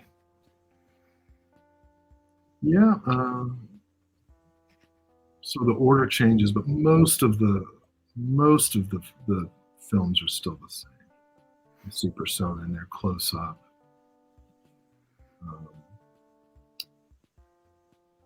And Gene Dillman is still in top 5. Oh, 2000. Should I say it? 2001. Oh my goodness. Greatest movie of all time. According to 480 directors. Yeah, well, this top 5. Well, first of all, it's not really different from the other, right? What was the Godfather was the only thing that wasn't in the top 5 of the. They had Vertigo and In the Mood for Love. Yeah. Instead of 2001 and The Godfather. I wouldn't argue with either of those top 5s, really. I do think it makes a statement to have Gene Dillman as number 1. But I'm not surprised that the director's poll did not make that statement. Right. I'm finding less to quibble with this list than with others. Going back to the recency bias. Some of these newer films that appeared in this list might not be in the next one, but they might. Yeah, it's an interesting list, interesting discussion point. But the big thing, I can't wait to see these individual lists and see how we got there, because there's always some interesting things that you will just plain have never heard of on many of these lists. Yeah, whenever these things come out, I'm always most interested in seeing titles that I have not seen. Exactly. On both of these top 100, there's only a handful of films that I haven't seen, and all of them I'm familiar with. So, no big shocks. No big shocks. Speaking of big shocks, I got one thing that I wanted to share after all this tonight, and that is something that we are both involved in, and that is the Shelf Shock Rewind Awards. Oh, perfect. It was almost like a plan to say the word shock. We have been releasing a category of nominees every weekday, and I wanted to see what everybody thought on these and discuss maybe some outlying picks. The first one, when I go through this video, is let me mute that. I know you can't hear it, but I can. These are the animated film nominations for this year, and you're going to be able to have a write-in if you don't agree with any of these. So we have Delta Space Mission from Deaf Crocodile. This is a really interesting animated film. They have a sister film coming from that one soon too. Heavy Metal from Sony on 4K this year. Great release. Sony's 4Ks this year, man, look great. Marcel the Shell with Shoes On from A24, another killer 4K release. Then we got Turning Red from Disney, a film that is, I just watched it again this week. Great movie, really good animation, solid pick. And then Wall-E from the Criterion Collection. Those are the 5 that were nominated. How you feeling about that category? Well, 3 of the 5 that I had on my list made it, so I feel pretty good. Good. I would be shocked if one of them, because I'm going to be the one that gets to see the vote count. I'm going to be shocked if I couldn't guess the top 2 right now. So I'm curious to see what everybody's going to vote on. Yeah. Next one, we had the best comedy release of the year. And this one is pretty good category as well. So going for the genre, we've got, of course, Arsenic and Old Lace from the Criterion Collection. Loved this disc. This release is solid. Then we got my favorite, Everything Everywhere All at Once from A24. Maybe one of my favorite films of all time now. The Little Hours from Gunpowder and Sky. This is a great release. Loved this movie when it first came out. It's an interesting movie for sure. Then one of the most jam-packed discs from Criterion this year, Pink Flamingos. And then to round out the category, Tropic Thunder, the 4K disc from Kino. Now, the sad thing, they didn't add any new features to that disc, but the film itself looks really great on that 4K. Well, supervised by Ben Stiller himself. It absolutely should have been, and he must have done great work. Yeah. Stiller's not a bad director. Yeah, No, he's not, underrated, I think. Yeah, I think The Cable Guy remains an absolute classic to me. And I thought Tropic Thunder could have trimmed maybe 10, 15 minutes and been a little stronger, but overall, I thought it was really good. Hey. Solid modern comedy. I think it's one that absolutely should be in talks to be like one of the best comedies of the last 20 years. Yeah. Next category was best modern studio release. So the definition for this one was a release for a film that was released in 2021 or 2022, and the physical release came out in 2022. So we have the 4K release of The Batman from Warner Brothers. Great looking 4K. We have the 4K release of Everything Everywhere All at Once. And this is where it gets interesting. The 4K release of Nope from Universal.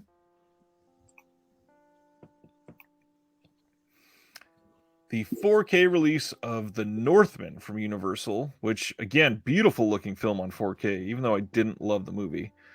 But then the one that I think a lot of people are super attached to, Top Gun Maverick, the 4K. Why are we shaking our head? Man, fuck that shit. I genuinely cannot stand the first Top Gun, and I've still not watched this one. To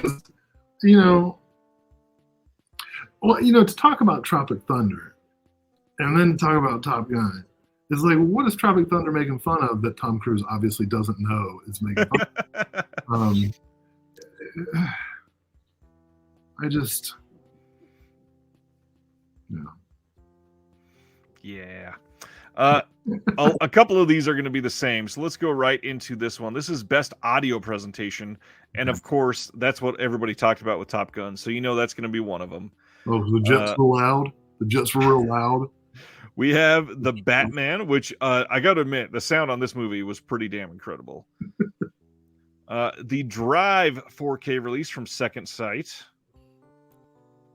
Then we have, of course, Dune from Warner Brothers.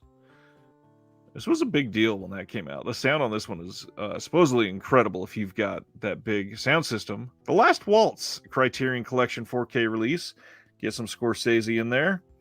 And then Top Gun Maverick. Can you guess which one of those was in my list?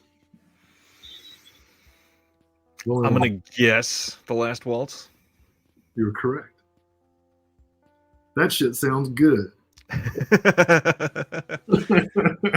For anybody that hasn't, please make sure you follow Shelf Shock Rewind on all of the socials and on YouTube. We are doing the rest of the nominations until December 15th, which is 2 weeks from today, where we will start voting. Voting will be open for the Shelf Shock Rewind Awards from December 15th all the way through January 15th, in case you get your releases in late. That gives you a chance to catch up to them and vote properly. But then February 19th, live on multiple places. We're probably going to be streaming it here live on their own channel, live on Facebook, Twitter, Twitch, as many places as we can. Get as many people hanging out and just talking about a great year of physical media in 2022. It's been real fun to be a part of all this. So I hope more people are getting excited about it. I am. And what a great idea. And to pull, together so many people from this growing, online community to debate and celebrate these releases. I hope that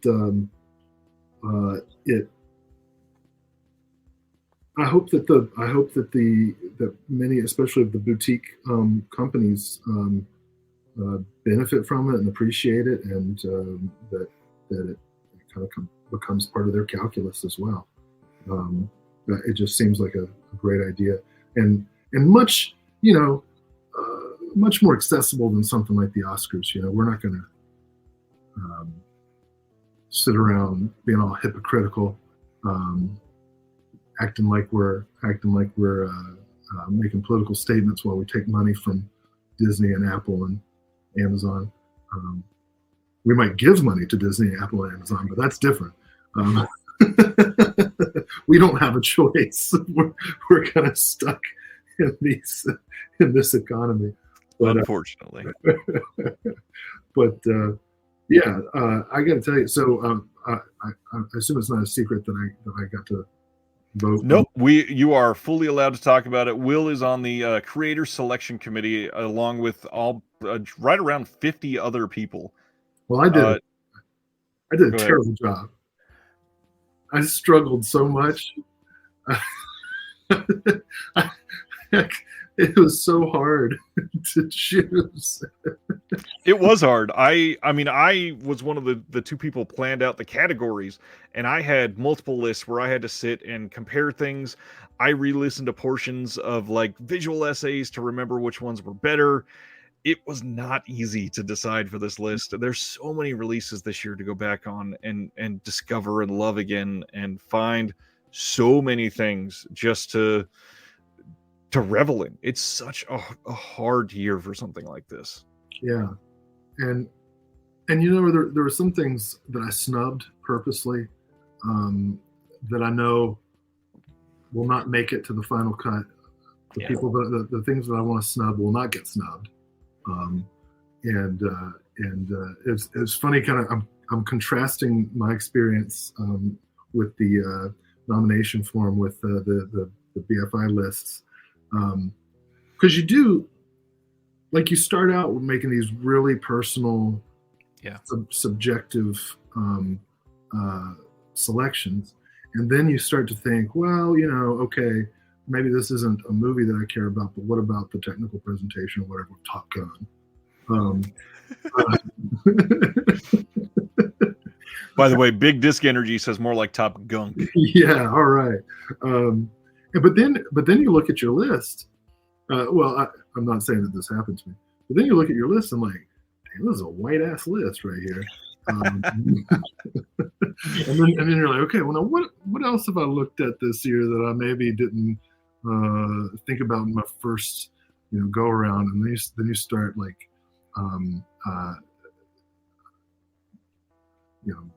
working with a finer point. This is the first time I've ever done anything like this, and so it was agonizing. And of course, I waited until the very last minute. Although I'm sure some people were late. Way late. Yeah. I will point out, I would never do that to you, Ryan. I was on time.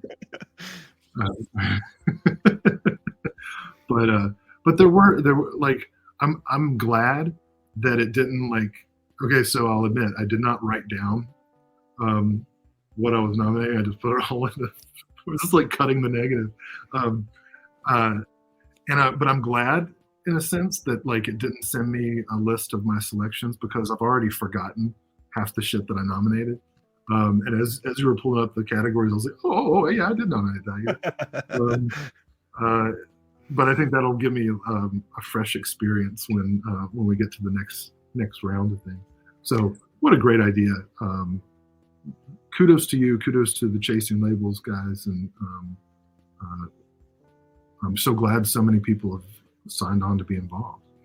Yeah, and for those that maybe weren't around to hear the nominating process, we had this group of 50 creators, producers, people from labels, filmmakers, and critics, educators like yourself, and countless others to come along and be a part of this creator selection committee that they nominated up to 5 for each category. And we did the exact same thing as Sight and Sound. Basically, the ones that were on the most list, they made the list of 5 nominees, and everybody's going to be able to vote on those 5 nominees. Plus, every question will also have a write-in option.